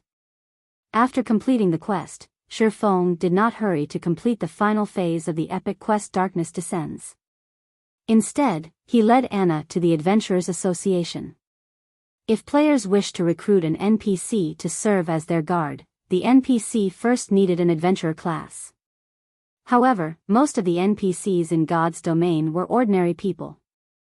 They did not possess an adventurer class at all. Hence, if players wished to recruit such NPCs as their guards, they needed these NPCs to register at the Adventurers Association. At the same time, they were also required to select a specific class for these NPCs, allowing them to learn and train to become an adventurer. Only then could these NPCs become a player's guards. At this time, Shifeng entered the Adventurers Association's main hall. Despite it being daytime right now, there was still a large number of players present. A simple glance told Shifeng that there were several hundred players here. Of course, these players had not come to the Adventurers Association because they had too much time on their hands. They had all come here specifically for their NPC guards. Due to Zero Wing's famous battle, many players had discovered a never-before-seen road to success. Even if their personal strength was lacking, they could nurture a guard to improve their own strength. If a player wanted to recruit a personal guard, they had to become a baron in their city first. They would then obtain one slot to recruit a personal guard. However, a lot of time was required to become a baron, and many players could not wait that long. Hence, they would first look for some NPCs they thought highly of and try to deepen their relationship with these NPCs. That way, by the time their reputation reached a sufficient amount, they could immediately reach out to these NPCs and recruit them as their guards. In God's domain, the higher tiered an NPC was, the more difficult it would be for a player to deepen their relationship with said NPC. Of all the NPCs in God's domain, ordinary civilians were the easiest to form a relationship with. However, it was not easy for the inhabitants of God's domain to become adventurers. If a player could help an ordinary civilian become an adventurer, their relationship with said NPC would deepen significantly. Fortunately, players had that ability. Only, whether an NPC was actually capable of becoming an adventurer depended on their own potential and attributes, and this was information that players had no access to. In addition, players had a limited number of recommendations per week. After using up their recommendations, they had to wait another week before their chances refreshed. Therefore, when choosing ordinary NPCs, a player's foresight was extremely important. If a player was unlucky, they could only search for other NPCs. If they were lucky, then they could begin deepening their relationship with said NPC earlier. There sure are a lot of people here. Sherfone could not help but laugh bitterly when he saw the long line of over 100 players. This could be considered a form of digging his own grave, right?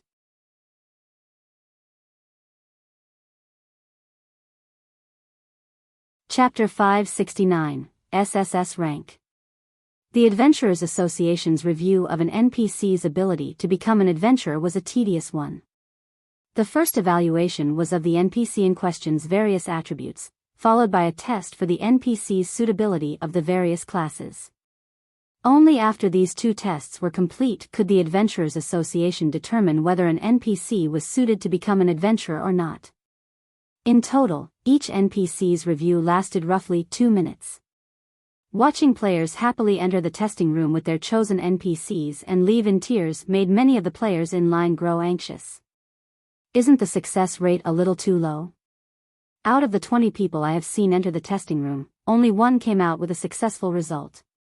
And even then, the strength of that person's NPC was only mediocre. It really makes you wonder how Zero Wing managed to obtain such a powerful NPC, a male cleric with a pointed nose said, sighing. It is possible that Zero Wing recruited an NPC who was already an adventurer, to begin with. My teammates had already come here to recommend their own NPCs. However, only 3 of the chosen NPCs became adventurers, though they received low ratings. They don't really have any significant potential, a burly male berserker complained. Unfortunately, nobody on my team is even a baron, so we can't recruit any guards or see the NPC's exact data. We can only confirm their standards based on the evaluation. I heard that the best guard Overwhelming Smile has managed to recruit is only Mysterious Iron Rank. I wonder if the NPC that spent more than half a day searching for will become an adventurer? If it's a success, I'll make a fortune. The players queuing up to have their chosen NPCs tested discussed Zero Wing's guard, Kite. They all hoped that they could luck out and encounter an NPC like him as well. At that time, luxury cars and beautiful ladies would be within their grasp. This was not an exaggeration. The various large guilds purchased powerful guards through the virtual trade center at astronomical prices. Even bronze guards sold for 100 gold or so, whereas mysterious iron guards sold for 500 gold. As for secret silver rank, the price would multiply by 10-fold. If those coins were converted to credits, it was enough to allow an ordinary person to live the rest of their lives without working. However, even now, no one had offered any mysterious iron guards for sale, much less secret silver. A moment later, a ranger left the testing room with an excited expression. Loudly flaunting to his own party members, he said, "Ha ha ha. Let's head to the Rose Bar. I'll treat everyone to a cup of ice fire wine."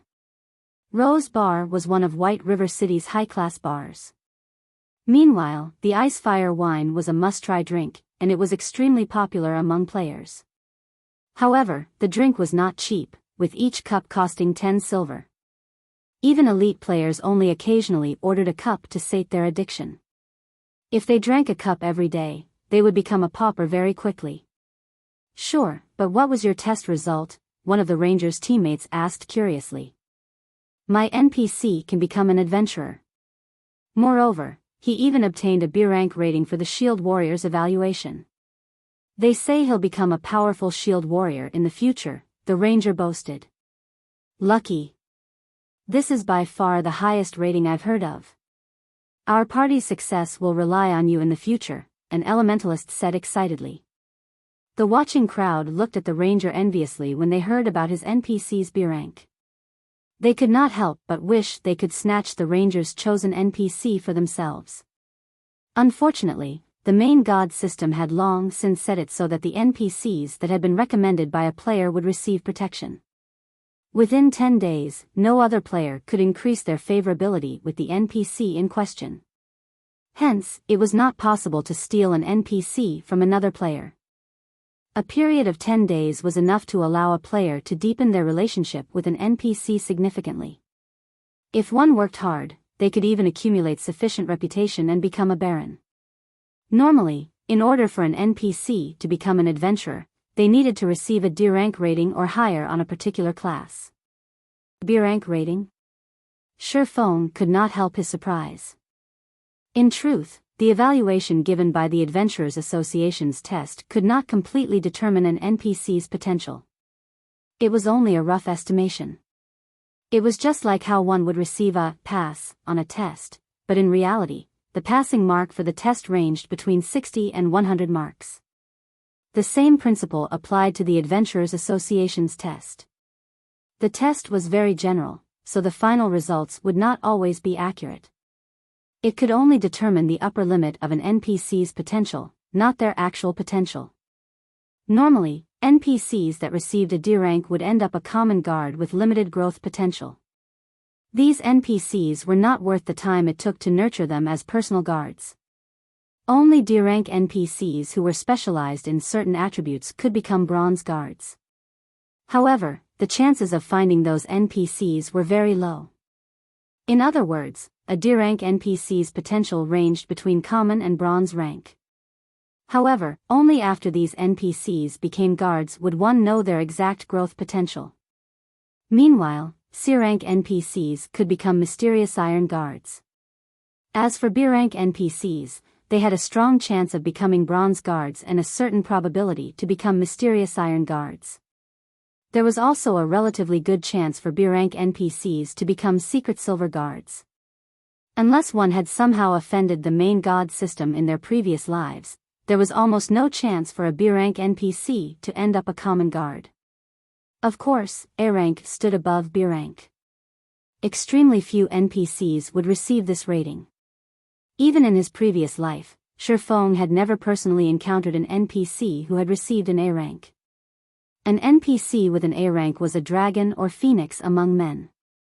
As for an A rank NPC's potential range, it was between bronze and fine gold rank. In the past, out of all the NPCs he had recommended, the highest rating he had obtained was B rank. After recruiting said NPC as his guard, he, fortunately, had ended up with a secret silver guard. This time, however, Shifeng already knew Anna's base attributes. Based on his guard's attributes in his previous life, Shifeng was sure that Anna would receive a very high rating. "Lord Viscount, I apologize for the long wait. Please, follow me," the test officer said respectfully after glancing at Shifeng. A Viscount was already a grand noble in White River City. They were far more powerful than ordinary nobles. Not only could they recruit 50 ordinary guards, but they also had 2 slots for personal guards. Shifeng nodded and followed the test officer into the testing room. "Lord Viscount, based on the Adventurers Association's rules, each test will cost you 10 silver. As my lord is a Viscount of White River City, you can enjoy a 20% discount, so my lord only needs to pay 8 silver per test, the test officer explained uneasily as he arrived before the test apparatus. Here. Shifeng readily handed over 8 silver coins, inwardly cursing the Adventurers Association. Magic crystals powered the test apparatus. How much was a magic crystal worth on the market? Moreover, each magic crystal could be used dozens of times. Yet, the Adventurers Association charged 10 silver for every test. In other words, the Adventurers Association earned a profit of dozens of times the actual cost. It was far more profitable than any other industry. However, it was due to the fact players were required to spend money on many aspects of the game that allowed the coins of God's domain to remain extremely rare and valuable. Following which, Anna walked up to the test apparatus and began her potential evaluation. Time seemed to crawl by. However, even after 2 full minutes had passed, the test apparatus had yet to produce a conclusion. On the contrary, due to the test apparatus consuming too much power, the test officer had no choice but to replace the magic crystal powering it. 1 crystal. 2 crystals. In the end, Anna's test used a total of 5 magic crystals. At this moment, the test officer had also turned pale.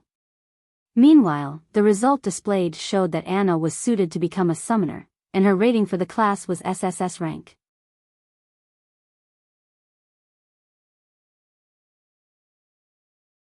Chapter 570, Black Wizard. Although the cost of 5 magic crystals had turned the test officer's complexion a sickly shade of green, the lost magic crystals were of little importance compared to the final results of the evaluation. Is the test apparatus broken? The test officer hurriedly began checking the test apparatus. SSS Rank rating.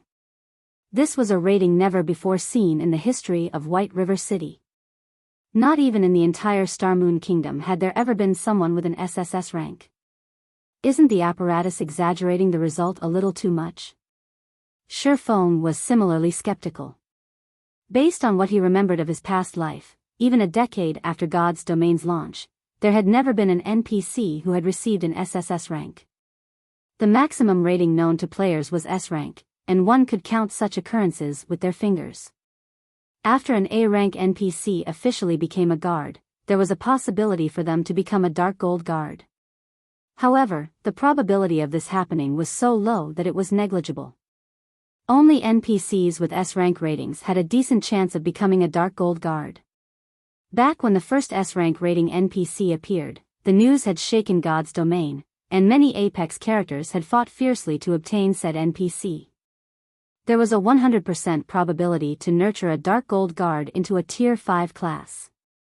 If one were willing to pay the price, there was even a possibility to nurture said NPC into a Tier 6 God-ranked guard.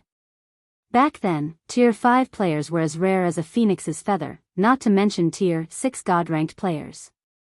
If a Tier 5 player emerged in a guild, it would not be strange to see the guild to celebrate for 3 days and 3 nights, not to mention obtaining a Tier 5 personal guard. A Tier 5 NPC was much stronger than a normal Tier 5 player. First of all, there was the difference in attributes. In the absence of any equipment, the base attributes of an NPC were significantly higher than a player's. The second reason was equipment. In God's Domain, the equipment guards wore and that of players was different. Top-tier equipment for guards could be purchased from an NPC shop, which included epic equipment and set equipment. If one were lucky, they could even purchase a piece of fragmented legendary equipment. In other words, one could purchase top-tier equipment for a guard as long as one could afford it. As for players had to expend a ton of effort just to obtain Dark Gold equipment, not to mention epic or fragmented legendary equipment. Hence, as long as a personal guard became a Tier 5 class, their strength could immediately reach the peak of Tier 5.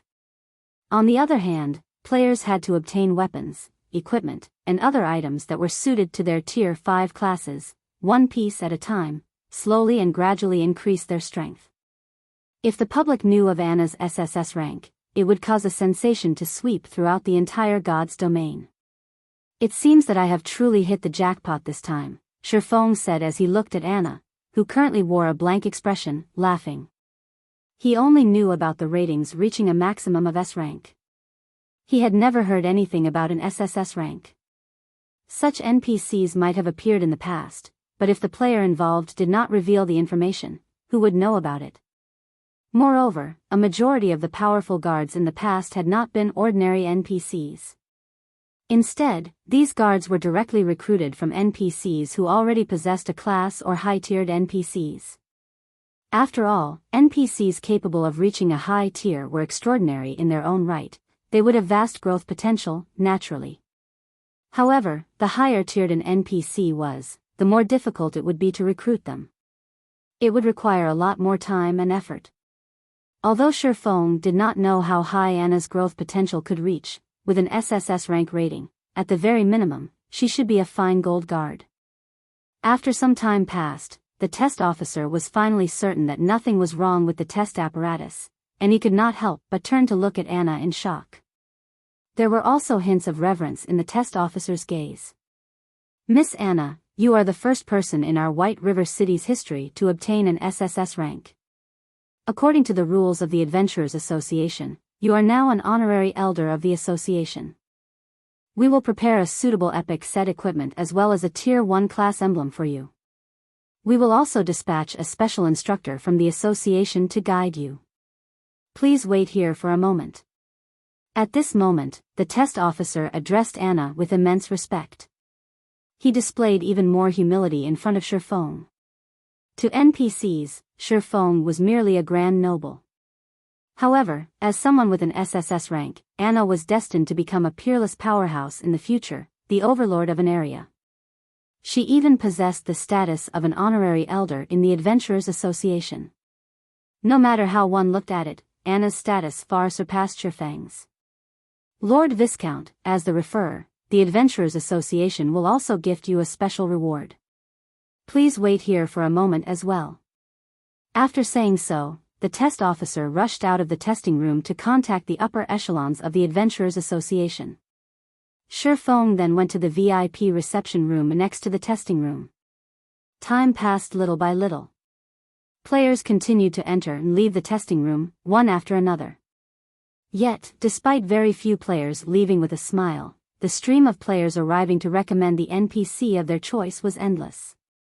It would be great if I could obtain a test apparatus for myself. Shifeng watched the line of players enviously. Compared to the money the Adventurers Association earned from conducting tests, the candlelight trading firm only earned spare change. However, the precondition to earn money via tests was to set up an Adventurers Association of his own. Meanwhile, each city could only have one Adventurers Association. If players wished to construct an Adventurers Association of their own, they first needed to establish a town or city. After completing this quest, it should be about time to prepare. Shifeng began to consider establishing his own city. If a large guild wished to earn enough money to become self-sustaining, it needed its own territory. A guild residence was not enough, the guild would need a town. This was also why, in the past, so many guilds had fought each other to the bitter end. The profits a player-established city offered far exceeded anyone's imagination. Compared to the money one could earn from constructing their own city, the money one could earn from setting up a trading firm was nothing. Only, it was extremely difficult for players to construct their own cities. Even if players succeeded, its defense was another big problem. Although Shifeng could not yet construct his own city, he could prepare to do so. That way, by the time his guild possessed sufficient strength, he could establish a small city of his own swiftly. Meanwhile, the biggest problem one would face when constructing a city was the various resources required. The manpower and material resources required could instantly bankrupt a first-rate guild. This would be the case even for the current Zero Wing. Among the most important resources required were the forging designs for various buildings, magic array matrices, and so on. Without these key items, even if Shifeng managed to gather the required wood, stones, and other raw materials, he could only stare at them. If he wanted to obtain these forging designs and magic array matrices, he would have to raid the dark forces and large-scale team dungeons throughout the continent of God's domain. Just as Shifeng pondered about how he should go about procuring those forging designs, the heavy wooden doors of the reception room parted, and 3 NPCs walked in. Of the 3 NPCs, one was the test officer, one was a black-clothed old man wearing a black felt hat, and the other was a proud and pretty lady dressed in luxurious robes. The old man in black was a level 200 tier 4 black wizard with practically the same strength as White River City's magistrate, Weissman. He was also one of the NPCs protecting White River City. Meanwhile, the lady was a level 180 illusionist, a tier 3 class of a summoner.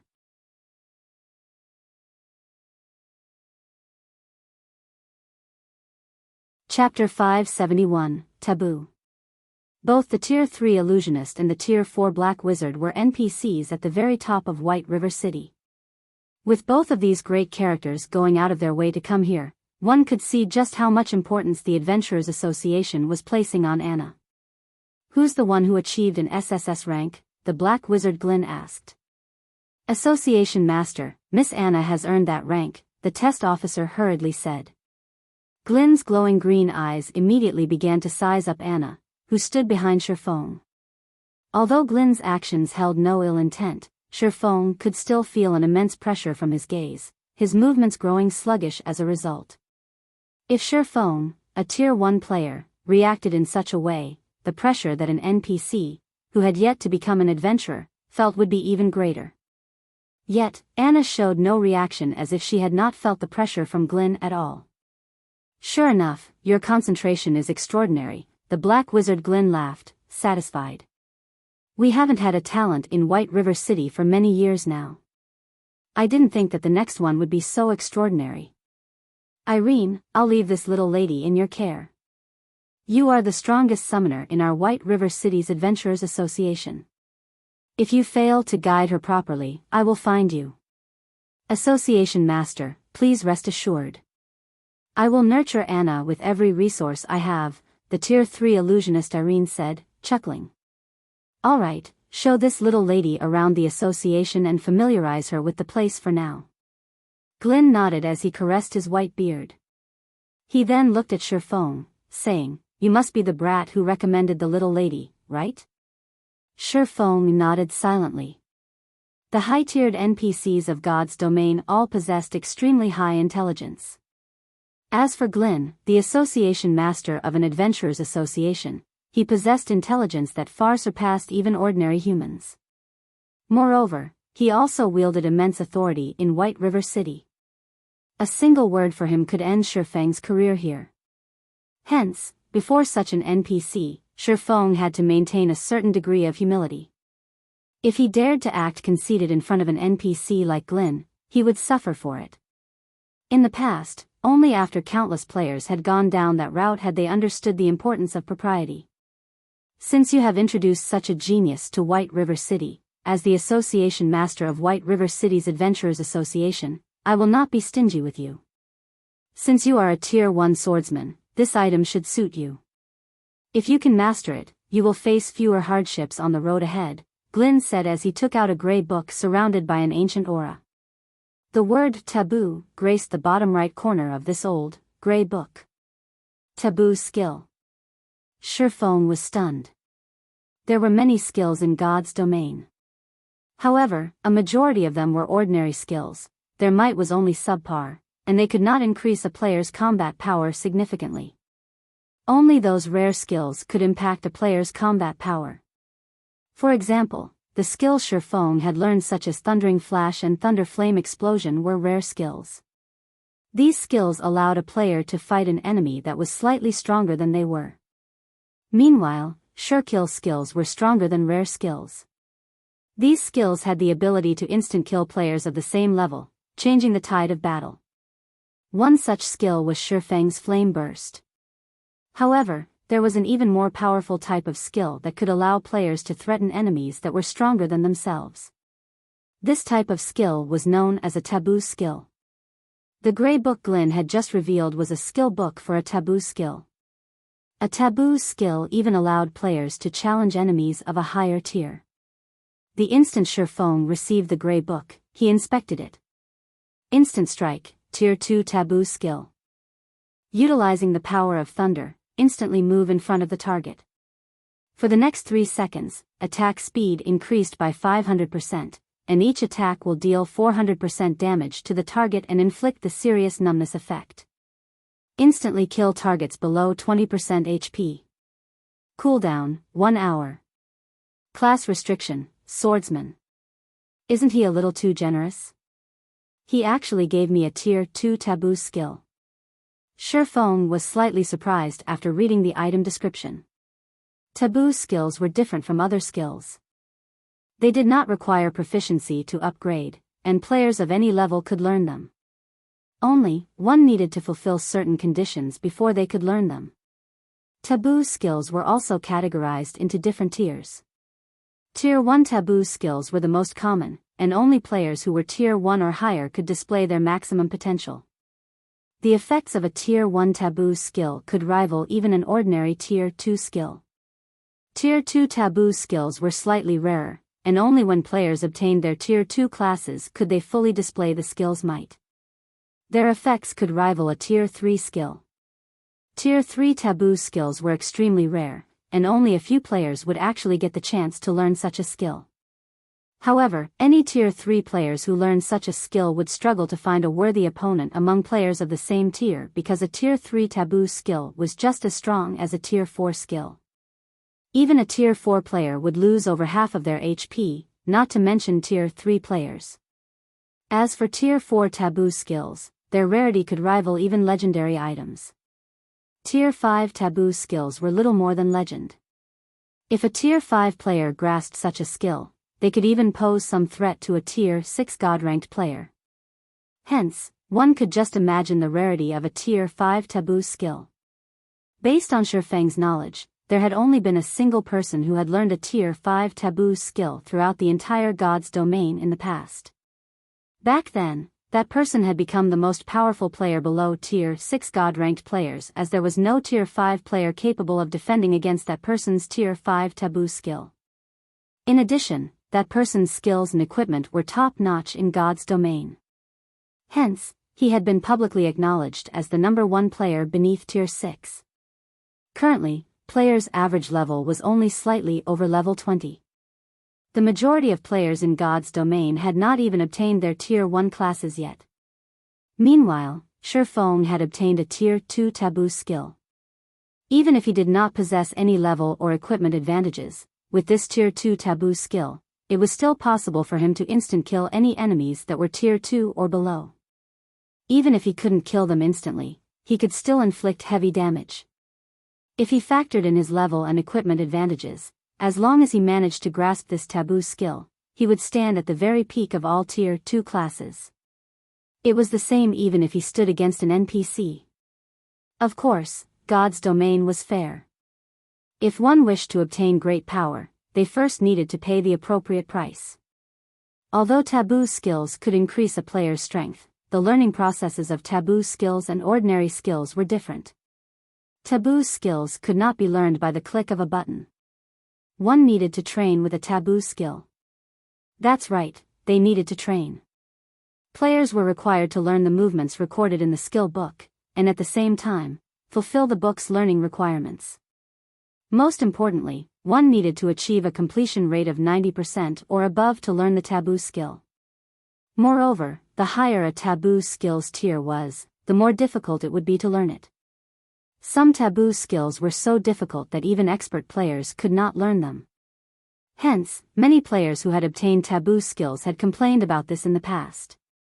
However, there were even more players who gloated over their misfortune. So what if you were lucky? Even if you obtained a Tier 6 taboo skill, what would it matter if you couldn't learn it? Due to this, taboo skills had become many players' heartache. In the past, many players had no choice but to trade with others for a lower-tiered taboo skill after obtaining a high-tiered taboo skill. After all, there was no point to owning a high-tiered taboo skill if one could not learn it.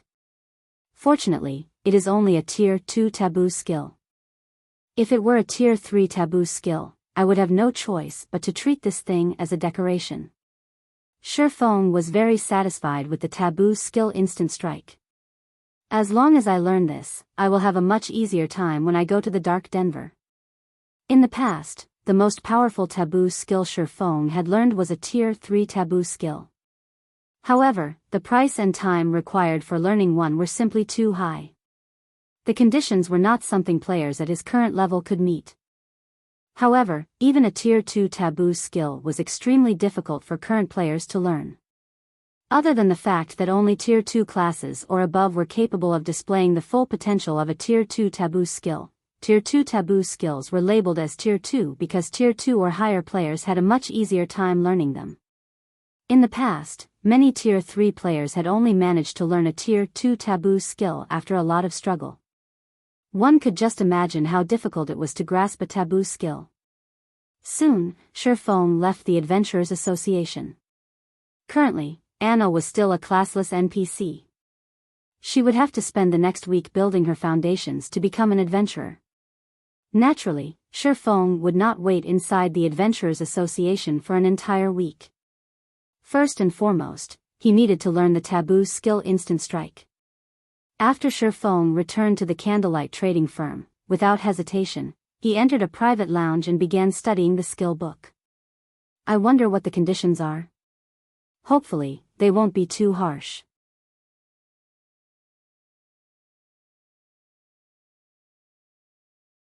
Chapter 572, 100% completion rate.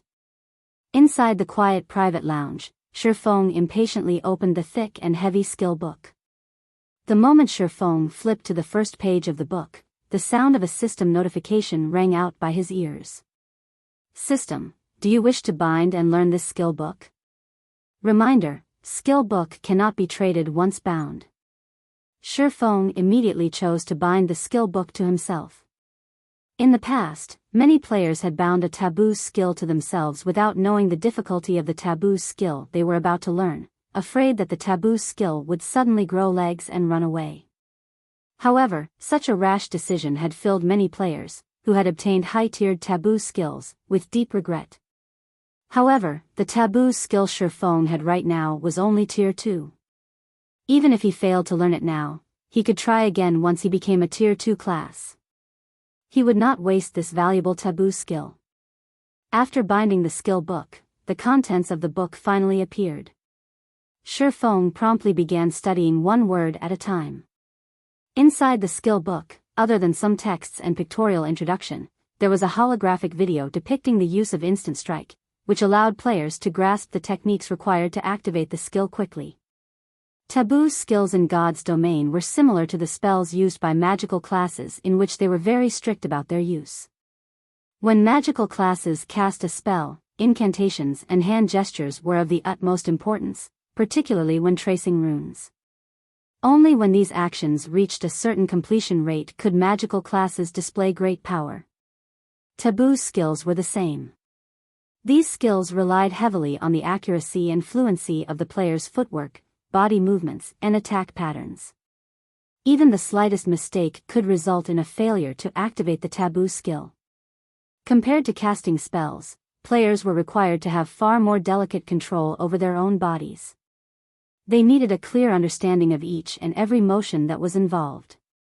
Without realizing it, more than an hour had passed.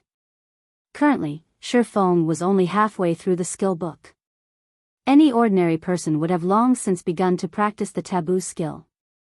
However, Shifeng was not in a hurry as he examined each page carefully. After more than 3 hours, Shifeng's heart suddenly sunk, and he frowned at the gray book. Skill completion rate must reach 95%. Moreover, I'll also need to absorb 100 thunder crystals from Thunder Beast Kings. Isn't this joke going a little too far? A bitter laugh escaped Shifeng's lips as he gazed at the Instant Strike skill book on the table.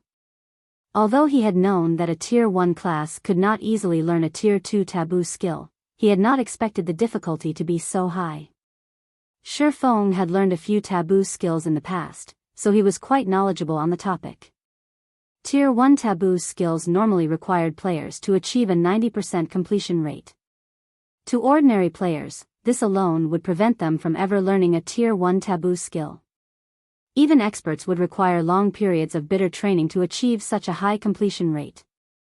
Not to mention, there were usually other conditions that needed to be fulfilled as well.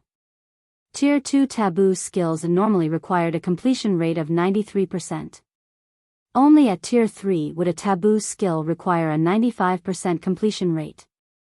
Yet, Instant Strike, as a Tier 2 taboo skill, required Shifeng to achieve a 95% completion rate. However, this was still not the largest challenge. The point that had left Shifeng truly speechless was the 100 Thunder Crystals that he needed to obtain through killing Thunder Beast Kings. Shifeng was very familiar with Thunder Beast Kings. These monsters inhabited a location not far from a level 50, 100-man large-scale team dungeon. Thunder Beast King's fur was extremely valuable. It was a rare material that was required to produce equipment with the lightning resistance attribute. The monster's meat was also a must-try delicacy. If cooked properly, it could become a gourmet meal that nobody could resist after a single taste. Just a single piece of the Thunder Beast King's meat could sell for 3 gold. Hence, in the past, many players had tried to grind the Thunder Beast Kings to earn money. However, a player had to be strong enough, as Thunder Beast Kings could rival Tier 3 classes of the same level.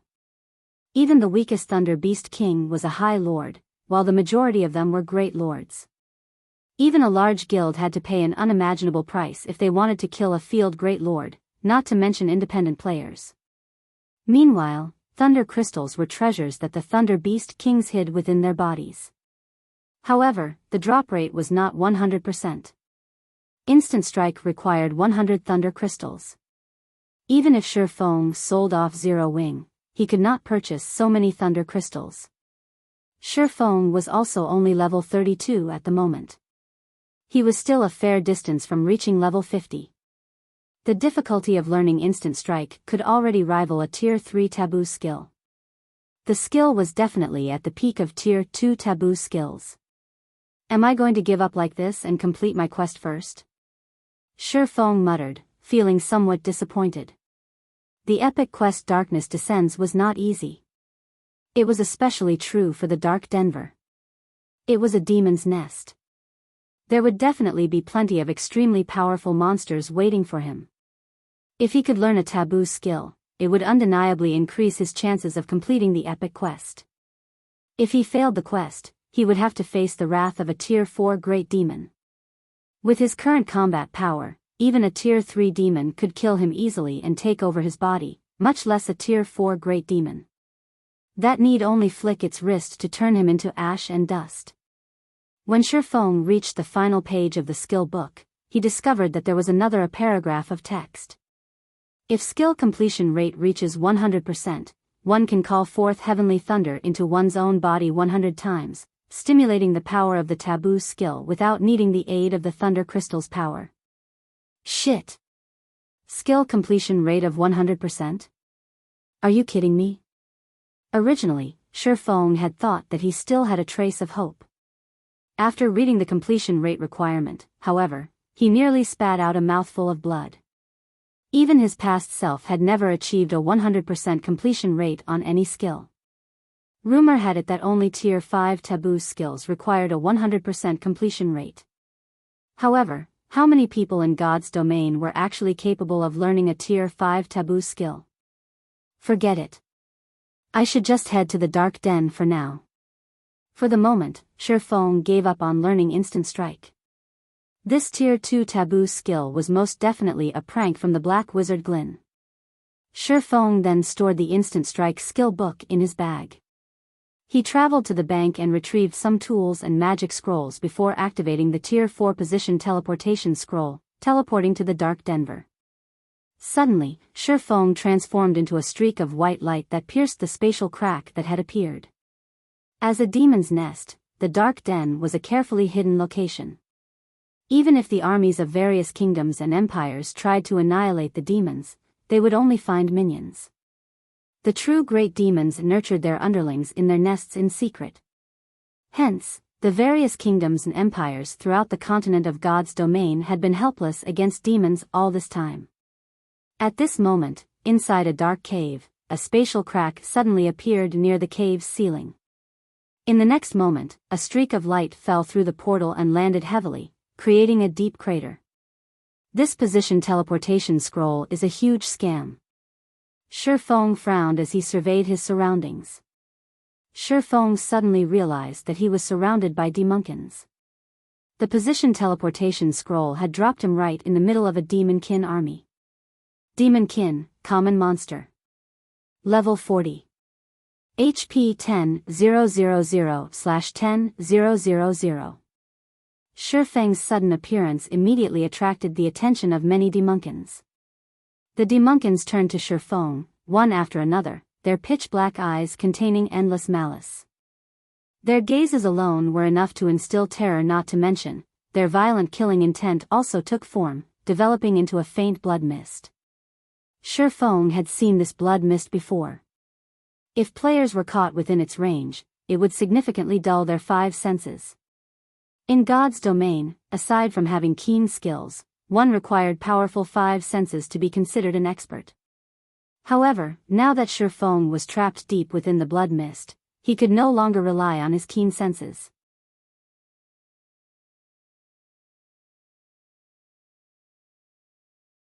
Chapter 573, Another World. Such a powerful killing intent. Shi Feng's five senses already felt greatly weakened. Whether it was his vision or intuition, it felt as if a layer of mist shrouded his entire body. He could not see clearly at all. However, compared to the demonkin army before him, what shocked Shi Feng more was the sound of the system notifications reaching his ears. System, player has discovered the Dark Denver. System, all communications with the outside world will be temporarily severed. System, player has been affected by the power of darkness. All attributes decreased by 30%. Line after line of system notifications rang out, leaving Shi Feng utterly speechless. He could still accept his communications being severed, but reducing his attributes by 30% as well? Wasn't this a little too harsh? Originally, the monsters here were of a higher level than him. Moreover, their numbers were also very frightening. Now that he was significantly weakened as well, the difficulty of collecting the Bible of Darkness was undoubtedly considerably higher. Looking at the group of level 40 black-skinned demonkins charging at him like a tidal wave, Shi Feng felt his scalp tingling. Currently, he was only level 32. Although the demonkins did not have a level suppression effect on him, with this many of them, even if he possessed large-scale destruction spells, they would not be enough to get him out of this predicament. Having no better option, he turned around and fled to a narrow pathway. Although Shi Feng's attributes had been reduced by 30%, his HP falling from over 10,000 to just over 8,000, and his strength and agility likewise seriously compromised, Shi Feng's equipment was simply too good. Despite his 30% attribute reduction, his speed still greatly surpassed that of the demonkins chasing after him. Very quickly, the demonkins on his tail were eating his dust. Seeing a horde of demonkins blocking the entrance to the narrow pathway he was heading for, Shi Feng immediately took out an intermediate frost grenade. Intermediate frost grenade. Effective against monsters and players below level 70. Deals 800 frost damage to a radius of 12 yards, freezing targets for 5 seconds, then reducing movement speed by 60% for a duration of 12 seconds. Each grenade cost 10 silver, enough money to sustain an ordinary player in God's domain for quite some time. To ensure he could complete this epic quest of his and obtain the Bible of Darkness, Shi Feng had been provisioning all this time. Meanwhile, the frost grenades were one of these provisions of his. He had even amassed plenty of advanced frost grenades, which cost 70 silver each. The number of demonkins before him was simply too frightening. This was no longer a problem he could solve by relying on technique. He could only use absolute power to break through. Hence, this was the best time to employ the frost grenades. Tossing out one intermediate frost grenade. A large patch of demonkins was instantly frozen solid, damage of -800 emerging above their heads. A large ice flower suddenly bloomed within the originally pitch-black area. Inside this dark cave, this ice flower looked extraordinarily beautiful and holy. Another dozen or so intermediate frost grenades followed in rapid succession. Flowers of ice bloomed one after another, and in the blink of an eye, practically all the demunkins in Shifeng's way were frozen. As for the few demunkins that remained unscathed, they were no threat to Shifeng whatsoever. After a few evasive maneuvers, he was already past the demunkins' blockade. He then leaped into the narrow pathway. However, the instant Shifeng set foot in the narrow pathway, he suddenly felt death looming over him. He hurriedly activated the aura of Earth's activatable skill, Absolute Defense, becoming immune to all damage for 5 seconds. This could be considered Shifeng's most powerful life-saving skill. The instant the divine golden aura wrapped around Shifeng's body, a clangor resounded throughout the cave. Countless black threads had struck at Shifeng's body. These black threads were extremely thin. In the darkness of the cave, they were practically invisible to the naked eye. If Shifeng's intuition had not warned him of imminent death, these countless black threads might have devoured him already. It's actually a trap. This dark den really isn't giving me any chances. Shifeng felt his heart tremble momentarily when he turned back to glance at the tide of demunkins that had been chasing him just now. Any demonkin struck by the black threads immediately exploded into a cloud of black mist, becoming deader than dead. If he had been slower by even a heartbeat back then, he might very well have become one of those clouds of black mist right about now. With the black threads having passed him already, Shifeng quickly continued running forward. At this moment, he had absolute defense activated. Nothing was capable of inflicting damage on him. In other words, he had no need to fear any traps right now. Naturally, he had to put absolute defense's duration to good use. Moreover, in God's domain, the more dangerous a location was, the more profitable it was. Any place filled with plenty of traps definitely hid treasures. The presence of traps in this pathway meant that this path was not a dead end, which gave Shifeng even more reason to advance through it. During absolute defense's duration of 5 seconds, with even Windwalker activated, Shifeng triggered a total of 4 traps. However, absolute defense blocked them all. That was close. Fortunately, I have the 7 Luminaries ring. Otherwise, I wouldn't even make it past the front door. Shifeng halted his steps, breathing out a sigh of relief as he looked at the demunkins chasing after him. After receiving the attacks of multiple traps, the number of demunkins still alive numbered less than 100.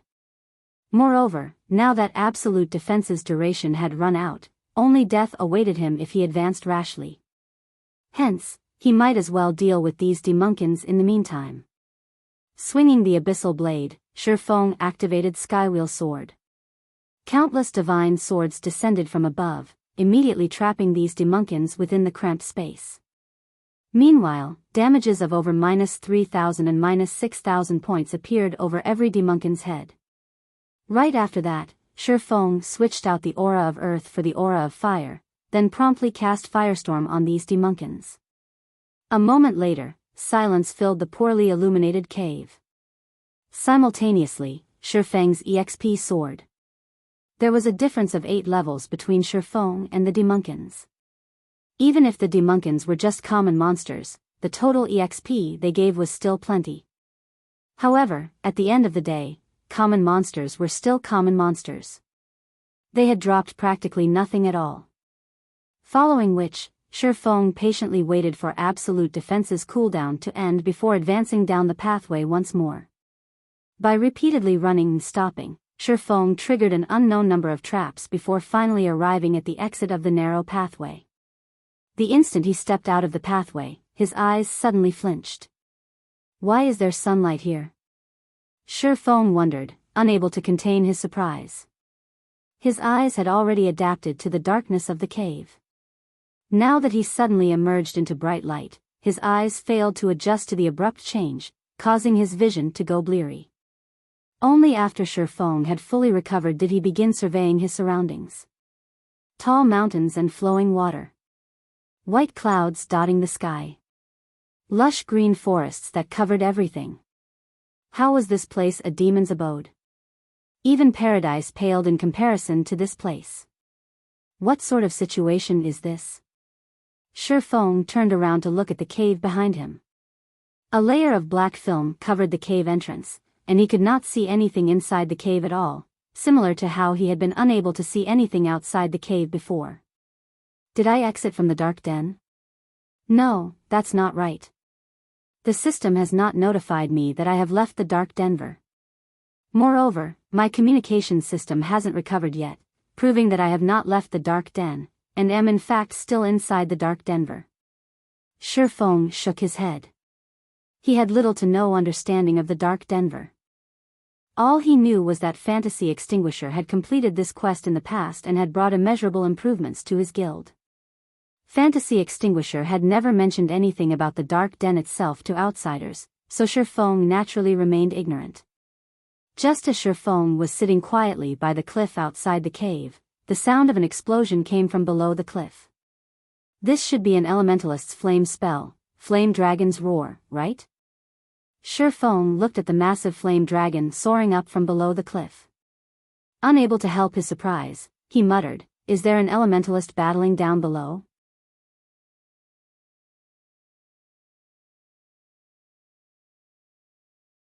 Chapter 574, Curse. The battle below the cliff grew in intensity as more time passed. Aside from the booming of violent elemental mana, there were also thundering roars and the constant clash of metal reverberating in the canyon. That's one intense battle. Seeing the trees being shattered and felled one after another, Shi Feng could not help but take a closer look at the ongoing battle. In the forested canyon, Shi Feng could see a massive shadow moving through the trees. This shadow left a trail of destruction everywhere it passed. Such a powerful monster. Judging from its strength, which allows it to sweep away all obstacles in its path, it should not be any weaker than a chieftain. Shi Feng then jumped off the cliff to take a closer look at the situation below. He had come to the dark den to complete his epic quest. This sudden battle before him might very well have some relation to the quest. Naturally, he had to go check it out. If an ordinary player were to jump down from a cliff that was over 100 meters tall, they would die the instant they landed. However, Shi Feng did not mind. When he was about 20 meters above the ground, he activated gravity liberation, his body suddenly becoming as light as a feather. Due to the immense air resistance, Shi Feng's descent decelerated sharply, so he landed safely. The instant Shi Feng's feet touched the green grass, he activated omniscient eyes, allowing him to perceive every movement within a radius of 100 yards. With this, he would be able to react immediately at the first sign of danger. This was a habit he had picked up from his many years of adventuring. When dealing with the unknown, caution had the top priority.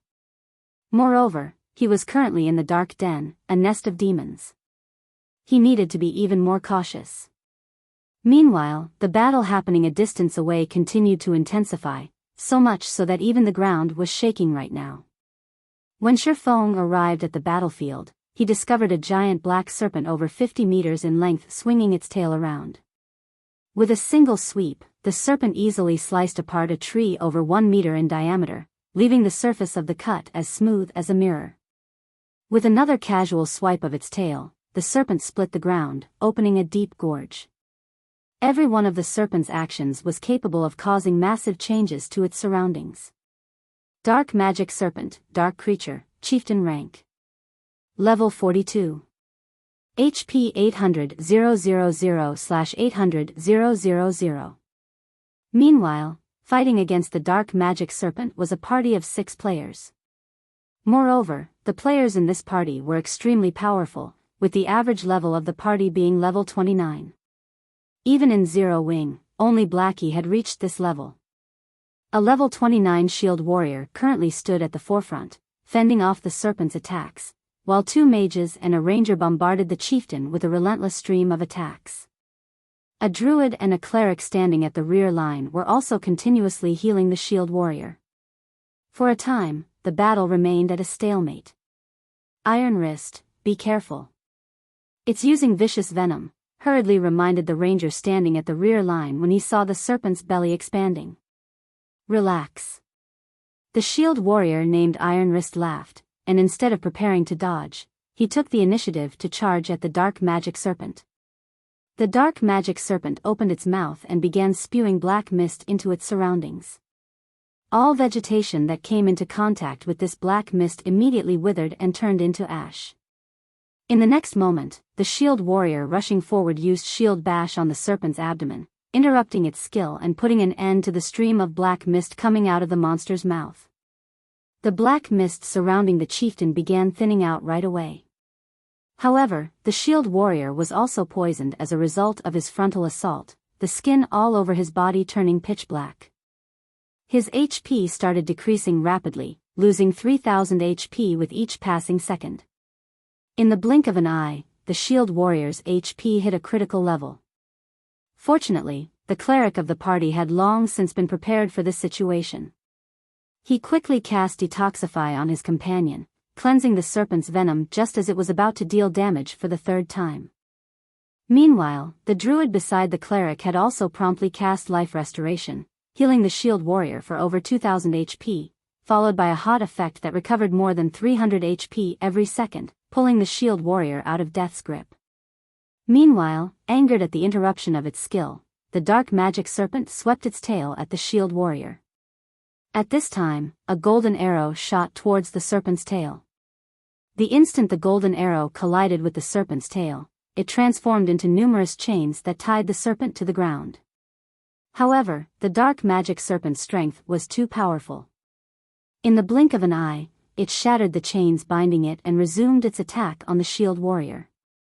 At this moment, the elementalist of the party used Ice Wall, creating a wall of ice between the serpent's tail and the shield warrior. When the serpent's tail collided with the ice wall, its speed fell drastically. As a result, the shield warrior managed to dodge the chieftain's attack effortlessly. The entire process was like flowing water. The members of the party were perfectly attuned to one another. Despite the dark magic serpent having the advantage in levels, this party of 6 was toying with it. Such amazing coordination, Shifeng could not help but praise. Just who are these people? The dark magic serpent was a level 42 chieftain. Even a guild's elite team would do their best to avoid such a monster. Yet, right now, a party of independent players was fighting it handily. However, the thing that shocked Shifeng the most right now was the fact that there were actually other players in the Dark Den as well. The Dark Den was very mysterious and well hidden. He had arrived in this place only after using a Tier 4 magic scroll. Meanwhile, these players before him had actually managed to find their way here. It was simply inconceivable. At this moment, Shifeng could not help but wish he could rush forward and question these people right away. If they truly had some other method to get to this place, he could then bring some helpers to help him complete his epic quest. That way, his chances of success would be even higher. However, he suppressed this urge of his. Instead, he remained hidden in the forest as he quietly observed this party of players. There were many incidents of players plundering other players in God's domain. Currently, this party was still in the thick of battle against the dark magic serpent. His making an appearance right now without any warning was highly likely to lead to misunderstandings. At that time, how was he supposed to get the secret of coming to this place out of them? Time passed little by little. The dark magic serpent's HP continuously decreased, and soon enough, its HP fell to 30%. SSS. The dark magic serpent suddenly hissed loudly, its entire body exuding black mist. Very quickly, this mist then wrapped around the chieftain's body and transformed into pitch-black scales. Under the bright sunshine, the scales released a blinding black light. Chieftain-ranked monsters normally entered a berserk state when their HP fell below a certain level. Currently, the dark magic serpent's HP had dropped to 30%, which just so happened to trigger the condition for going berserk. After the pitch-black scales were fully formed, the dark magic serpent was like an iron serpent. Not only had its defense and magic resistance improved significantly, but even its strength had also increased by at least 30%. Right now, its every attack shook the earth. However, the party of 6 had long since been prepared for this situation. The cursemancer of the party immediately began tracing a large number of runes in the air, while chanting verse after verse of incantations. The density of the surrounding elemental mana had also started rising sharply. Amazing. That cursemancer has actually learned the Tier 1 curse skill, Dark Storm. Shifeng could not help his surprise when he saw the runes drawn out by that cursemancer. It's no wonder they dared to challenge a level 42 chieftain. In God's domain, physical taboo skills and magical curses were both skills that allowed players to combat enemies of a higher tier. However, curses were much harder to learn compared to taboo skills, since curses were much more powerful. The instant the cursemancer was done chanting the final verse of his incantation, the space surrounding the battlefield suddenly went silent as countless black blades of wind appeared surrounding the dark magic serpent. These wind blades easily pierced through the sturdy scales of the dark magic serpent. A continuous stream of black wind blades assaulted the chieftain for 3 full seconds. The dark magic serpent lost over 8,000 HP every second, losing over 20,000 HP after 3 seconds passed. Moreover, aside from these damages, the scales covering the chieftain's body had also disappeared completely, returning it to its original form. Okay, let's finish it off. The shield warrior, Iron Wrist, immediately sent a slash at the serpent. However, before this party could celebrate, a loud hiss suddenly came from the woods. SSS. At this moment, another dark magic serpent emerged from the dense forest. You're tuning into the Biyao's Wuxia Chronicles YouTube channel. Don't forget to subscribe and join us on this journey to catch the most captivating stories.